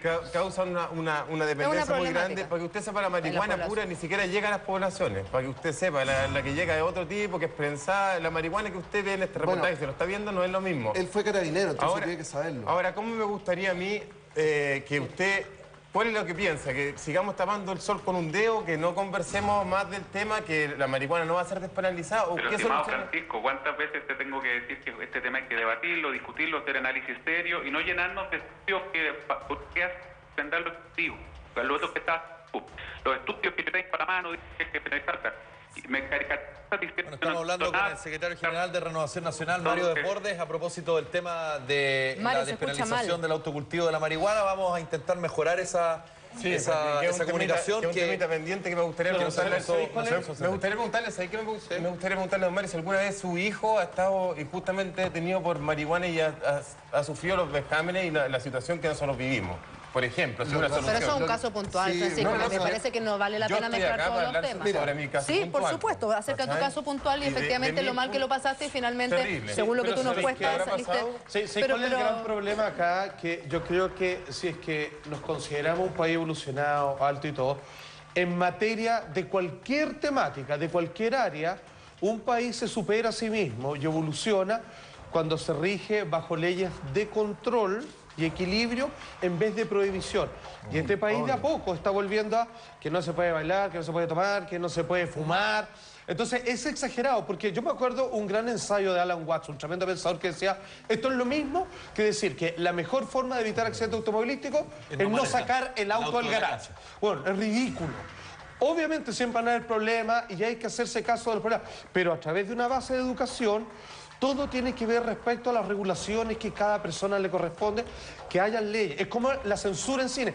Es como uno tenía 18 años, podía votar por el presidente de su país, pero no podía ver tal película como La Última Tentación de Cristo. Es ridículo. Ahora se acabó la censura y existe regulación, que es lo correcto. Debiera ser no solo para la marihuana, sino para que todos los temas, no a la prohibición, sí a la regulación. Mira, yo les quiero dar un dato. Ustedes saben que el decreto 867, ya que es el que clasifica las drogas, ya depende única y exclusivamente del Ejecutivo, ya sin argumento científico alguno y sin una base sustentada. Lo que significa que, bueno, el 2016, en la convención que se va a hacer para volver a tratar el tema de droga a nivel internacional, ahora, Félix, se está pidiendo que esta forma de clasificación se haga a través de bases científicas. Félix, absolutamente. Estamos en un contacto telefónico con don Mario Desbordes, secretario general de Renovación Nacional, que está a favor de debatir respecto a la despenalización del autocultivo de marihuana, pero claramente su posición es en contra a que esto sea efectivo. Cree que es un tema que hace mucho daño. Él insiste con su estudio, básicamente, de que la marihuana es el primer paso, el inicio de una escalada a drogas más profundas, más duras, efectivamente. Y vamos a seguir contactados con él, vamos a seguir conversando con él, porque la idea es poner todas las posiciones acerca de este debate sobre la mesa y que pueda haber un diálogo. Pero está Charlie Rivera con la mamá de Ariel Mataluna, si no me he equivocado. Charlie, buenos días, ¿cómo estás? Hola, Charlie. Así es, ¿qué tal, muchachos? Me encuentro con la mamá de Ariel Mataluna porque hoy el Movimiento Poder Ciudadano hicieron entrega de cerca de 1000 firmas notariales al presidente del Senado. Y me encuentro con la mamá de Ariel, que nos va a comentar acerca de esta legalización que ustedes quieren del autocultivo. Bueno, hay una comisión hace tiempo trabajando que está a cargo del doctor Milton Flores y ellos han trabajado por mucho tiempo para poder presentar algo bien conciso al Senado, a los diputados también y también las firmas que se han ido juntando a través de notaría, 1009 firmas, 16.000 y tantas firmas virtual y muchas que se quedaron en el tintero también, pero gente como yo, gente ciudadana, mayor, no soy una Lola, soy una persona que tiene 5 hijos, que ha llevado una vida, que es responsable, que ama a la santita y que la va a defender porque la santita te abre la conciencia, aparte que detrás de esto está el amor, porque yo nunca he visto que por medio de una hoja que puso Dios en la tierra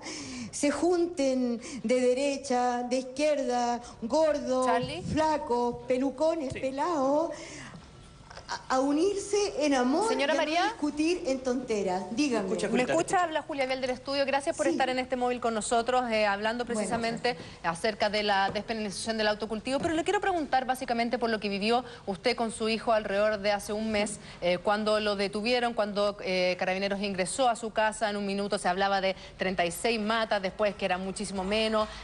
Una situación bastante complicada que enfrentó su hijo y usted, por supuesto, como familia. Quiero que usted me pueda contar cómo lo vivió como madre, pero a la vuelta a esta pequeña pausa comercial. Una pausa y ya volvemos.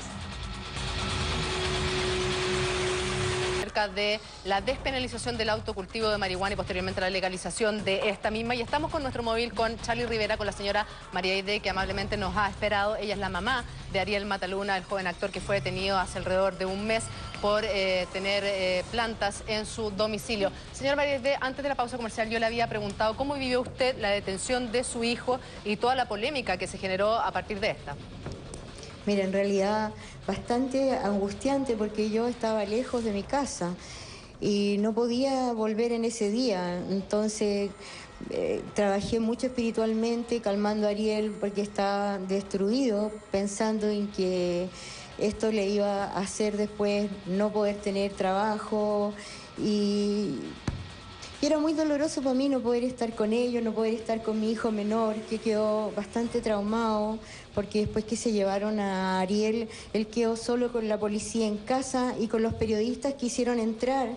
Entonces se sentía amarrado, prisionero, y él quedó con algún problema psicológico leve, pero tenemos que tratarlo un poco, ¿no? ¿Qué siente usted, señora María? Le habla Felipe Vidal del estudio, cuando a su hijo lo acusaron en un primer momento de traficante.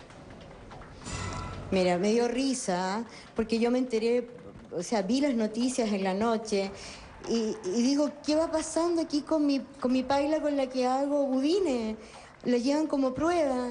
Y se llevan mi Alusa Plus con que yo guardo el pescado, guardo las comidas. Entonces me dio risa, lo encontré tan estúpido. Era como si jugaran los niños chicos a la policía. No entiendo, de verdad no entiendo. Yo pido que las autoridades revisen, discutan todo lo que trajimos ahora al Senado y a la Cámara de Diputados y se den cuenta que los tiempos han cambiado. Ahora las personas que trabajan, las personas mismas que me están filmando aquí, andan de blue jeans, andan con zapatillas, son personas diferentes. Señora María, dígame. Usted dice que los tiempos han cambiado, que efectivamente este es un debate que como sociedad tenemos que tener. Yo personalmente le preguntaba tanto a Pancho como a Félix si creen que nuestra sociedad hoy está preparada para dar un paso como la despenalización del autocultivo. ¿Qué piensa usted? Porque estamos también en un contacto telefónico con don Mario Desbordes, secretario general de Renovación Nacional, que está en contra y que asegura, lo que piensan muchos, como por ejemplo el mismo Senda, que la marihuana es el primer paso para una escalada a drogas más duras.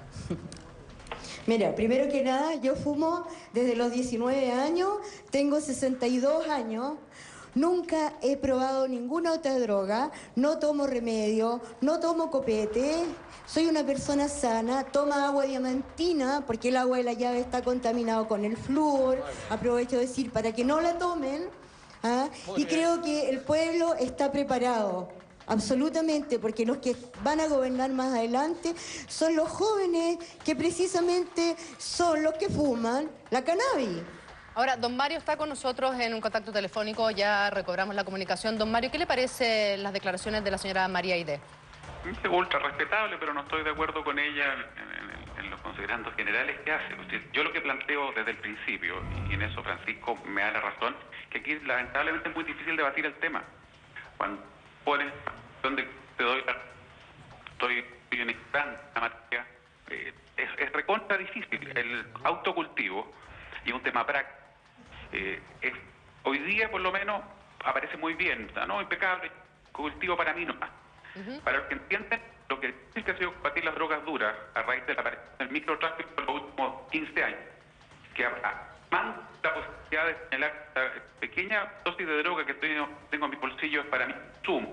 Cuando la Don Mario, nuevamente estamos teniendo problemas de comunicación, algo está pasando. Vamos a tratar de restablecer nuevamente el contacto con don Mario Desbordes, que está en contra básicamente de la aprobación del autocultivo de marihuana y por supuesto la legalización de la misma cannabis sativa. Charlie, también está la actriz Ana María Gasmuri, que a través de su Twitter, tengo entendido, ella ha señalado que está a favor de esta situación. Y por otro lado, nosotros hablábamos porque hay que exponer todos los puntos de este debate. Esa es la idea básicamente de hacerlo con alturas de mira. Está, por ejemplo, la señora María Teresa Chadwick, exdirectora del CONACYT, que ahora se llama Senda, efectivamente, que ella asegura que en donde se ha legalizado la marihuana ha aumentado muchísimo el consumo, que también es un tema para poder debatir. Se ha reconocido más. Lamentablemente. Ana María Gasmuri, ya está. La actriz. Aquí está conmigo, Julita. Gracias, Charlie. Que también está apoyando esta causa. Está cerca de 1.009 firmas. A ver, son 1.009 firmas en notaría, pero más de 16.000 firmas a través de una página web con identificación de las personas, con su profesión, su RUT, o sea, dando la cara. Entonces, es bien importante verlo así. Ana María. Del estudio Julita Vial y Felipe Vidal. Ana María, ¿nos escuchas? Buenos días, gracias por estar con nosotros. Básicamente, esta junta de firmas, ¿qué pretende lograr? A ver, hay que ser bien claro en explicar. Esto es una discusión que hay que ir abriendo en varios frentes. Pero en este momento lo que se hizo fue entregar un escrito que es un derecho a petición. Ese es un instrumento que contempla nuestra Constitución que permite a los ciudadanos interpelar a las autoridades con respecto a algún tema en el cual sentimos que no hay claridad, que hay que actuar. Entonces, en ese sentido, perdóname, lo saqué porque el retorno me impide. Entonces, en ese sentido, lo que se entrega hoy día es un escrito de petición a las más altas autoridades del país. Hoy día estábamos, ¿cierto?, con el presidente del Senado, el presidente de la Cámara de Diputados, entregándole este escrito en que se consigna que hay una contradicción en la matriz jurídica, en que nuestros derechos constitucionales garantizados, que dicen relación con que el Estado debe propender a facilitar el desarrollo tanto material como espiritual de las personas, en ese contexto la ley 20.000 entra en contradicción con eso al ser aplicada a usuarios de cannabis que usan en ese sentido esta planta enteógena, esta planta maestra tradicional que el ser humano la conoce desde el neolítico, que tiene que estar ligado a todas las tradiciones espirituales, que se ha utilizado en todos los momentos de la historia de la humanidad en que ha sido víctima, una planta que ha sido víctima de una satanización desde el año 38 en Estados Unidos por razones comerciales, más bien, cierto, grande interés económico de las algodoneras por un lado, de las papeleras por otro, en fin, y que tiene que ver con una política propiciada por Estados Unidos prohibicionista, pero que bueno, el mismo Estados Unidos vemos que ya están dando vuelta, ya hay 18 estados en que ya se está usando la cannabis, en que se ha autorizado no solo el uso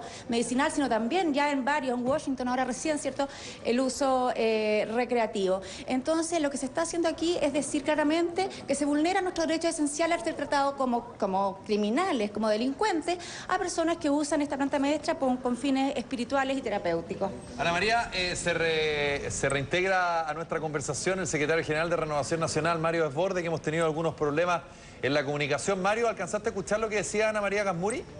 Sí, la escuché. ¿Cuál es tu opinión? Hola Mario, ¿cómo estás? Mucho gusto hablar contigo. Hola Ana María, ¿cómo estás?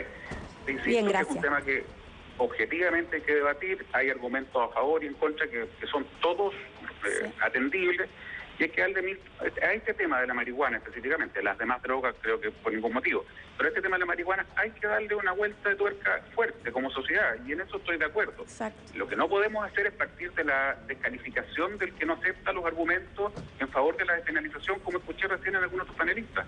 O sea, cuando te dicen que porque no estás de acuerdo, eres ignorante en la materia, escuche, por favor, o sea, yo les puedo mandar a su correo electrónico 50 estudios que te dicen que es adictiva, que el THC es altamente adictivo, etcétera, etcétera. Bueno, yo creo, perdona Mario, Mario, yo le puedo mandar 50 más de que no lo son. Sí, disculpa, pero ¿puedo opinar yo, Mario? Que hay estudios, un segundo, Ana María. Aquí diciendo que hay estudios a favor y en contra de prestigiosas instituciones. Por lo tanto, lo que tenemos que hacer como país es hacer un debate acá. Y por lo tanto, no descalifico los que están a favor. Yo creo que tampoco es bueno descalificar a priori los otros. No, yo estoy de acuerdo contigo.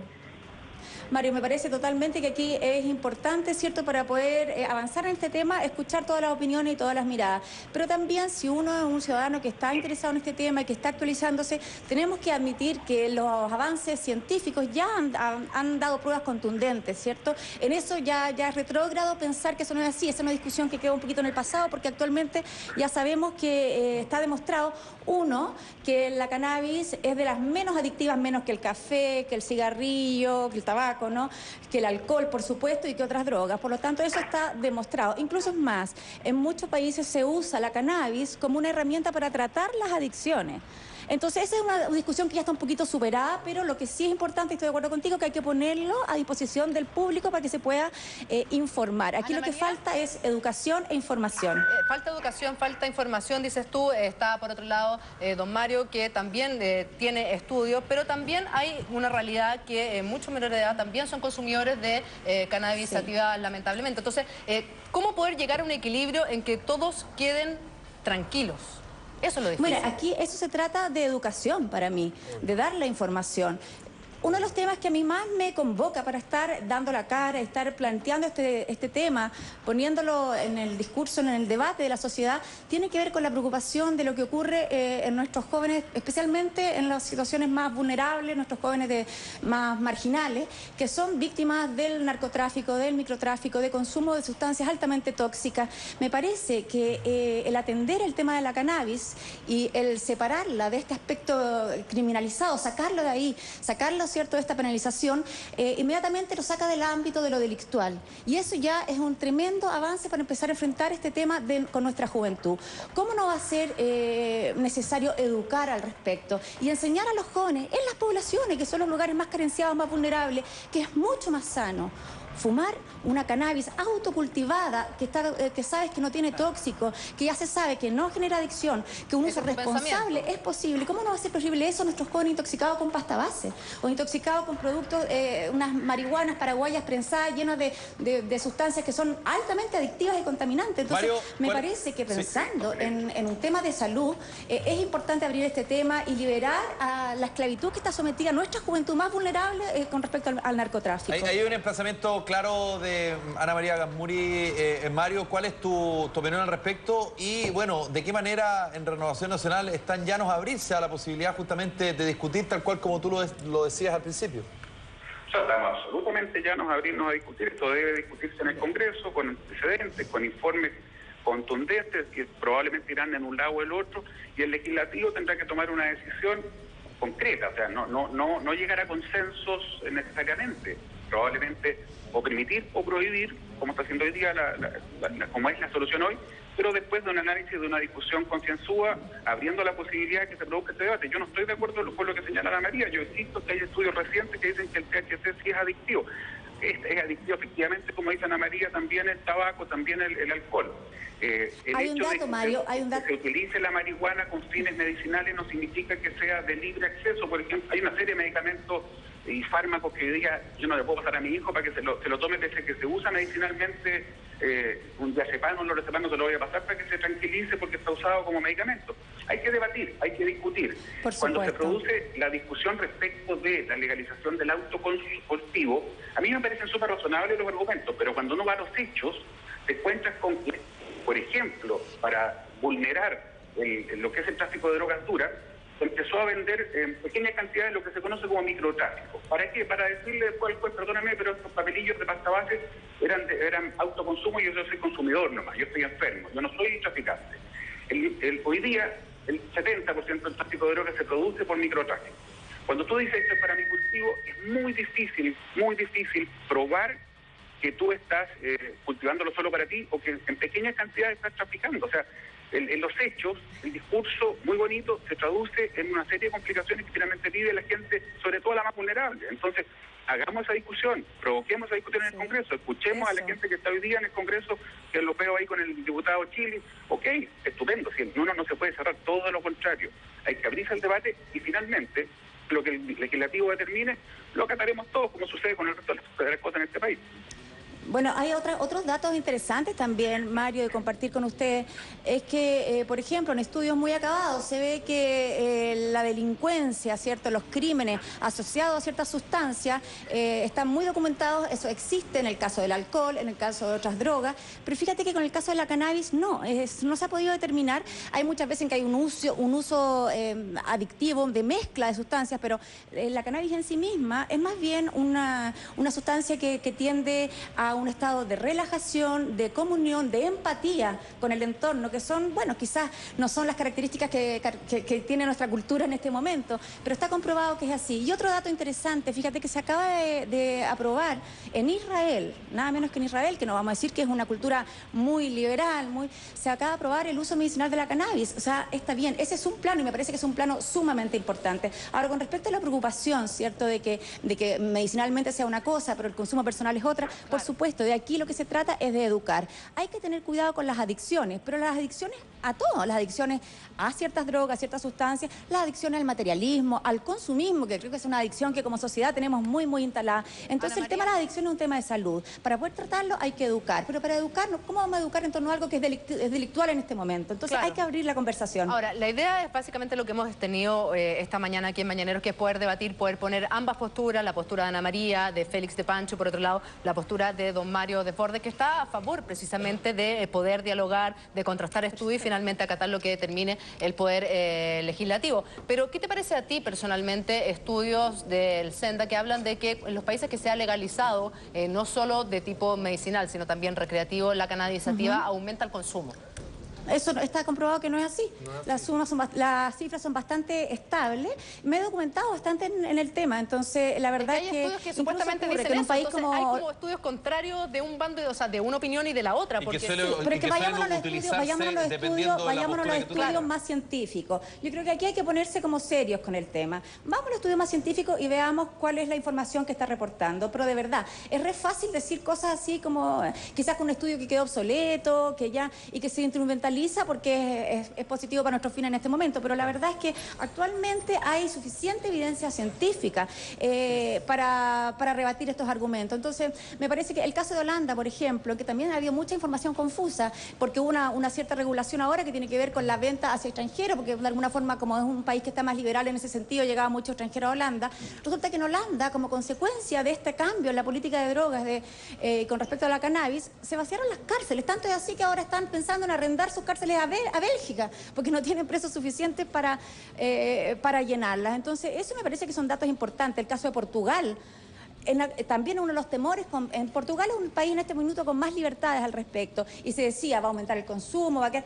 Y no fue así, no ocurrió. Por favor, vayan a la fuente, investiguen. Portugal no pasó eso. Básicamente la idea de nosotros, y te queremos agradecer por haber estado esta mañana aquí en Mañaneros, por supuesto a Charlie y a la señora María Aide, que nos entregó su testimonio, que es la mamá de Ariel Mateluna. Básicamente la idea era exponer los dos puntos, los pros, los contras, pero finalmente me parece súper valorable la postura también del señor Mario Desbordes, que es a favor del diálogo, a favor de contrarrestar. Del diálogo, pero en contra de la legalización en principio, y la verdad que cuesta mucho argumentar. Los espacios que se le dedica a cada uno, a mí también me costaría darme la palabra a mí versus la Ana María Gasmurio, no hay duda. Pero al final es súper complicado establecer un diálogo cuando además la postura más fácil es decir legalicemos. Es como la más fichora, la más fácil, no sé si es la más fácil. Hay mucho prejuicio al respecto, no es la más fácil. La más fácil es prohibir. No, pero don Mario tiene un punto, que políticamente hoy día correcto es hablar, de dialogar. Yo aplaudo la iniciativa de Mario con el respecto a querer conversar o a querer dialogar, pero hay una cosa, hace una semana y media atrás el Poder Legislativo volvió a cerrarle la puerta en la cara a la gente que quiere debatir el tema de la despenalización. ¿Ya? Entonces, él dice, bueno, escuchemos a la gente del Congreso, pero resulta que la gente del Congreso no quiere hablar. Yo tengo diputados que de Centón han dicho que están de acuerdo con el autocultivo y lo han dicho abiertamente, o sea, diputados de Renovación Nacional en ejercicio hoy día. Yo no sé quién le cerró la puerta al debate, si es así me parece mal.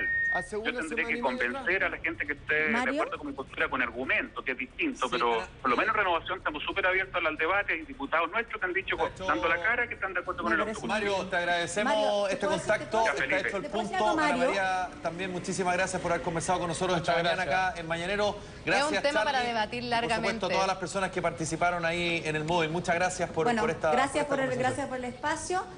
Y me parece que la última cosa que quisiera decir, que el estar de acuerdo y el querer debatir esto es algo que nos convoca a todos, que no es necesario ser consumidor de cannabis para estar de acuerdo en que hay que cambiar la mirada que tenemos al respecto. Ana María, te queremos agradecer. Es un tema que nos convoca como sociedad. Exacto, gracias por estar esta mañana, gracias don Mario por presentar su postura básicamente aquí en nuestro programa, que es la postura de mucha gente también, o sea, si no nos podemos hacer los ingenuos en esto. Y lo importante me parece que es efectivamente, tal como decía Ana María, tal como dicen ustedes, tal como dice el mismo Mario, es poder debatir, poder llegar a ver si como sociedad estamos en un buen pie para poder despenalizar el autocultivo y posteriormente la legalización de la marihuana y en qué contexto esto se haría también, porque es importante saber si se legaliza la marihuana, si queda en manos del Estado, si el Estado lo licita para privado, la persecución de los consumidores representa un gasto para el país. Sin embargo, la despenalización puede representar una recaudación de impuestos importante. Te quiero proponer algo, porque la verdad es que este tema es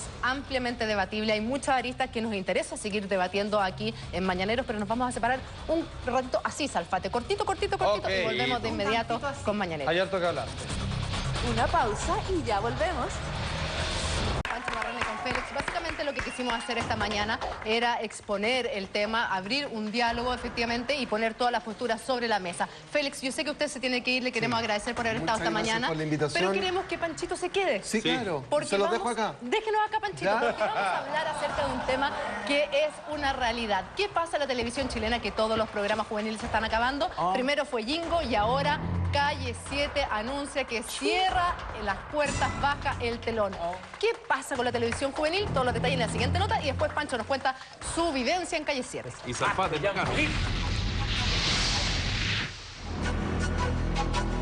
Los programas juveniles se transformaron por largos años en la cita perfecta de cada tarde, una audiencia que extrañamente estaba compuesta por más adultos que chicos, quienes se deleitaban con sensuales bailes y bellas chicas. Tiempos de gloria que quedarían en el pasado. El primero en cerrar sus transmisiones fue Yingo, que prontamente lo hará Calle 7.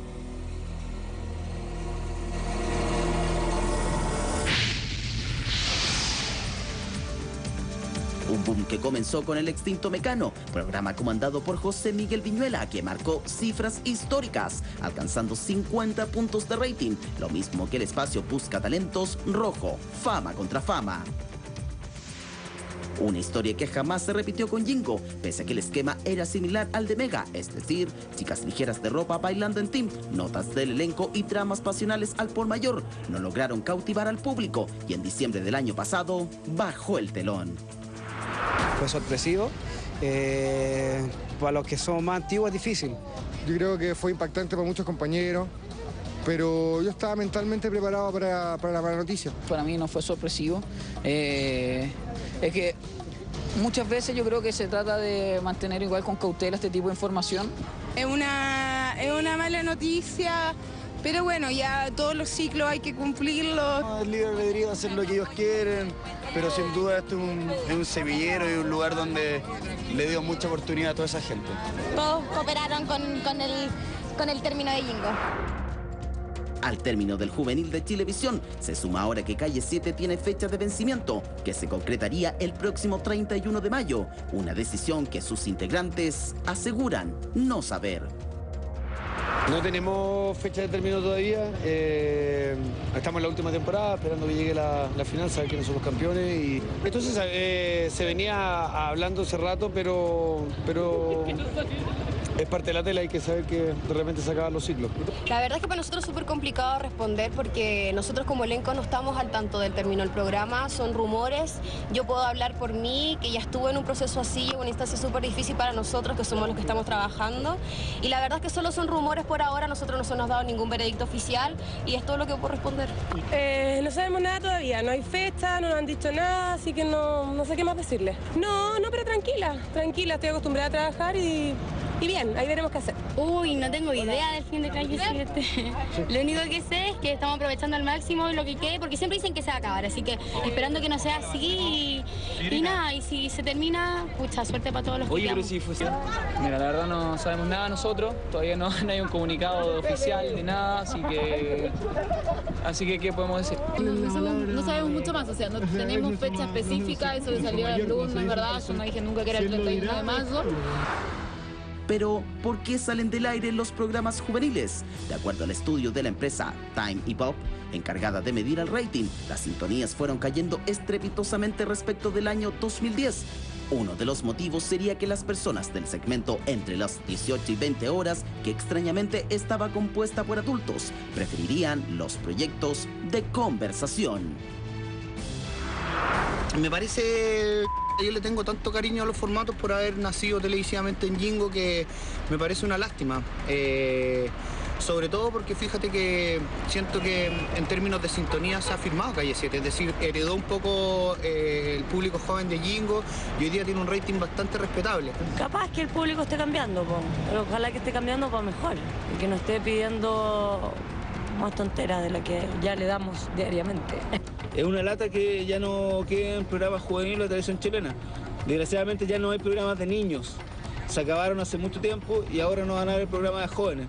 Entonces, qué lata que de repente la industria de la televisión, por ganar un poquito más o por ganar plata, saquen todos estos programas que, quieranlo o no son culturales, pero se entretienen. Apuestas vespertinas que a simple vista ya no cautivarían al televidente y que según el Consejo Nacional de Televisión solo lo erotizarían. En el recuerdo siempre quedarán los intentos de Canal 13 con el juvenil llamado ADN y en Mega con 40 grados.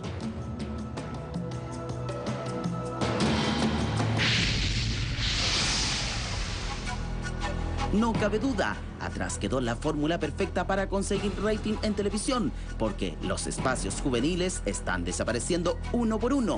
Primero fue Yingo y en breve lo hará Calle 7, programas donde en su mayoría adultos disfrutaban de los romances, peleas y cagüines al por mayor, y que ahora pasarán al baúl de los recuerdos.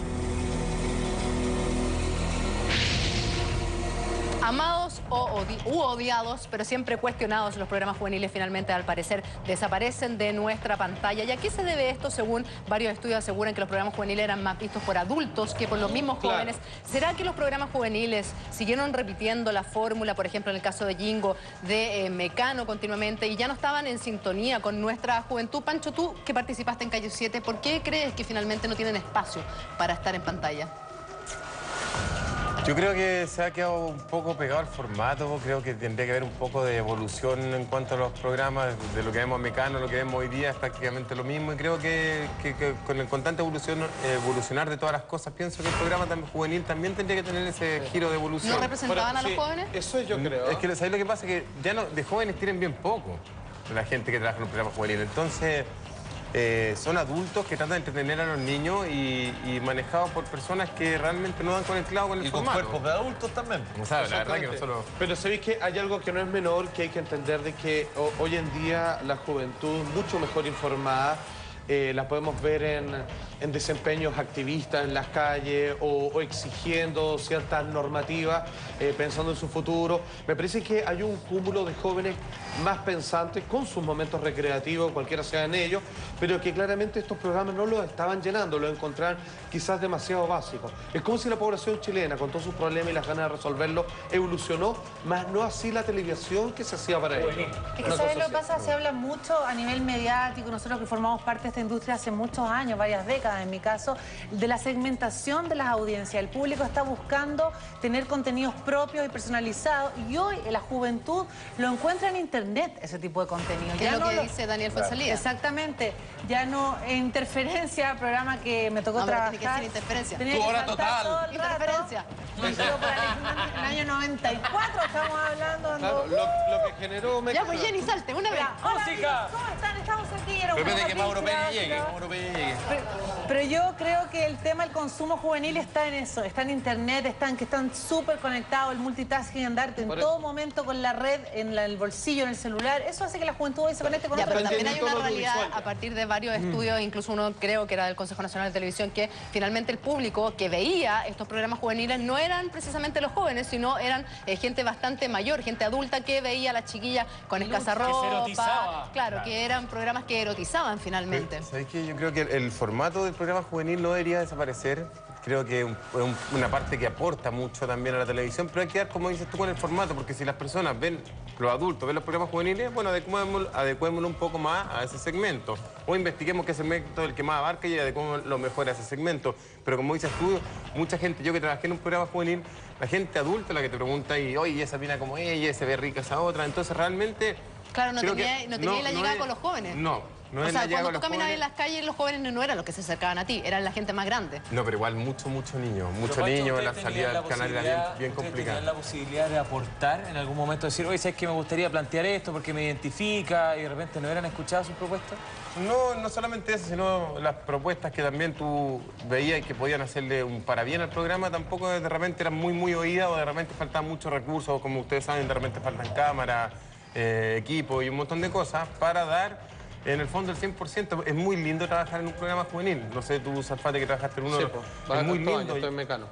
Llegáis a muchos segmentos y te hace un personaje muy querido. Entonces, yo recuerdo con mucho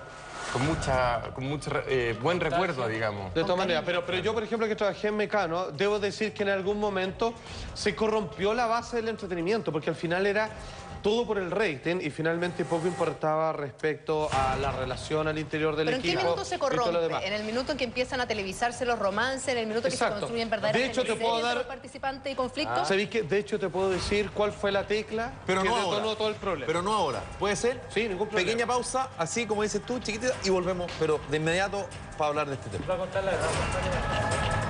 Una pausa y ya volvemos. Todo. Cuéntanos absolutamente todo de los programas juveniles y las razones por las cuales no siguen los programas juveniles, según su tesis. Absolutamente. Fíjate que cuál es el problema de lo que la gran mayoría de las personas que participaban en Mecano van a estar de acuerdo, es que vendía un idilio, vale decir, chicas ligeras de ropa, pero a gusto, pasándola bien, moviendo el tambembe, digamos, 2 horas todos los días. Con un hit musical en el primer lugar. Musical, exactamente, y con personas que se agolpaban fuera del canal, digamos, para sacarle un mechón de pelo, un autógrafo, una foto, cualquier cosa. Algunas relaciones amorosas entre ellos. Exactamente, y todo controlado. Hasta que se les ocurrió hacer un reality. Probablemente el primer reality, digamos, quizás no con todas las de la ley de un clásico reality, pero que obviamente comenzaron a contar, obviamente, cuál se llevaba bien con quién mal, cuál era la envidia, cuál era la preferencia de la dirección, exactamente. Y de ahí el asunto se desarmó, porque si antes había un curso, por así decirlo, si antes había un grupo, ahora había que cada uno mataba a su chancho y cada uno jugó para su lado, y ahí se deshizo y empezaron a sacar personas y a traerlos. Y eso ocasionó una guerra de egos, pero en el caso de Mecano, porque si vemos el caso de Yingo, Yingo partió como un programa animado por Otuititeao y Catalina Palacio, si no me equivoco, que querían buscar y pagarle la universidad y los estudios a una persona. Así partió. Claramente la sintonía no lo favoreció y fue mutando hasta convertirse en el hijo no reconocido de Mecano, básicamente. Claro. Pero eso da indicios de que finalmente estos programas juveniles no estaban en sintonía con los jóvenes, o sea, estaban en sintonía con un público más adulto, que veía estas chiquillas, que seguía estas teleseries, estas peleas de ida y lo de la carrera no prosperó, finalmente regalaban nuevos autos o departamentos, pero por la carrera nadie quería estudiar, todos querían seguir saliendo en la tele y ganando harto siendo poco. ¿Sabes qué? Hablábamos delante de cuáles son los factores que pueden haber influido en el fin de este tipo de proyectos. Hablaba yo personalmente de la internet y también de la hiperfarandulización de la televisión actual. Yo creo que el hecho de hacer ese de reality en donde se sacaban los trapitos al sol, de alguna forma también fue poner en tapete farándula propia del programa, quienes tenían rencillas unos con otros, y hoy día ese género ya tiene un formato claro que la gente consume en todo horario y que es el éxito hoy en día en la pantalla chica. Pancho, y en tu caso en Calle 7 igual es un programa que se dedica un poco más a la competencia, se exponen los conflictos también en pantalla, pero todavía quedaba el espíritu de la competencia entre los equipos. Claro, ¿no? El motivo principal del programa era en el fondo ganar la competencia y sacar adelante a tu equipo. Como te digo, el formato de programa juvenil de repente hay que cambiarlo, pero trabajar en un programa juvenil es muy lindo, es muy entretenido, llevar alegría y todo eso a las casas. Y ojalá que pillen la curva del problema que está teniendo, cosa de poder reflotarlo. Ahora, ¿tú te sentías representando el sentir de los jóvenes?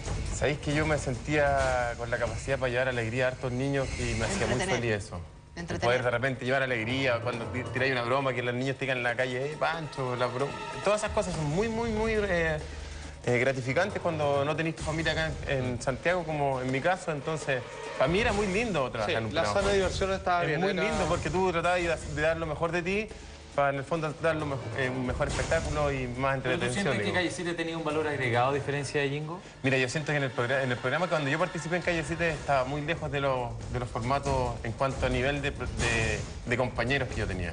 Pero igual la poquita ropa también se usa, o sea, sí, pero en ese tiempo estaba la Yanela, estaba la Mike Torsini, estaba el Chapu Puelle, estaba la Vale Roth. La explotación de la farándula al interior de los programas juveniles es lo que termina destruyendo, porque no todos tienen la coraza para poder aguantar, digamos, que te suban al columpio, digamos, y que algunos los maten ahí, digamos. Y lo otro que también después que se terminan los programas juveniles hay muchos cabros que vienen de un estrato socioeconómico muy bajo y que les cuesta mucho asumir el término del programa y por eso deben estar bastante... Y el fin de la fama también. Todo eso. Yo creo que la televisión tiene una gran deuda, no solo con la cultura, que mucho se habla en los estudios, sino que también con los niños. Los niños y los auspiciadores de niños no tienen espacio donde poner, digamos, sus contenidos, porque no hay... Es lo que decía Andrés Baile, o sea, ya no existen los programas infantiles, ahora no van a dejar de existir los programas juveniles. Entonces, claro, hay un público que está en deuda, pero yo insisto, los jóvenes, y encuentro razón a Salfate, los jóvenes no se sentían identificados quizás por los programas juveniles, quizás lo veían niños más chicos, que les entretenía las coreografías, la música, la alegría que entregaban, más que precisamente los jóvenes que no se sentían representados. ¿Es cierto eso, Julito? Quiero agradecer la invitación a este programa, yo nunca hago esto, pero quiero mandarle un saludo que nos están viendo desde Brasil, a mi mujer y y mi suegra que nos están viendo y mandando mensajes, así que les mando un saludo muy grande a ellas, que la amo. Lindo, Pancho enamorado, me gusta su estilo. Internacionales. ¿Van a volver los programas? Oiga, Salpate, ¿volverán los programas? Yo creo que cuando se acaben todos los van a volver a reflotar, pero al chancho. El problema es que cuando se sube cierta vara, después ya tiene que ser de ahí hacia arriba. Entonces ¿saben qué? Los programas juveniles imitan a los de farándula o los reality y vienen en lo que van ya. Entonces se vienen... Esa es la reflexión de un maestro. Señoras y señores, muchas gracias por su sintonía. Nos encontramos, por supuesto, mañana a partir de 1:15 con más Mañanero. Y no se pierda Intrusos, que hoy día viene con muchas exclusivas. Gracias, que tengan buena tarde. Chau, chau.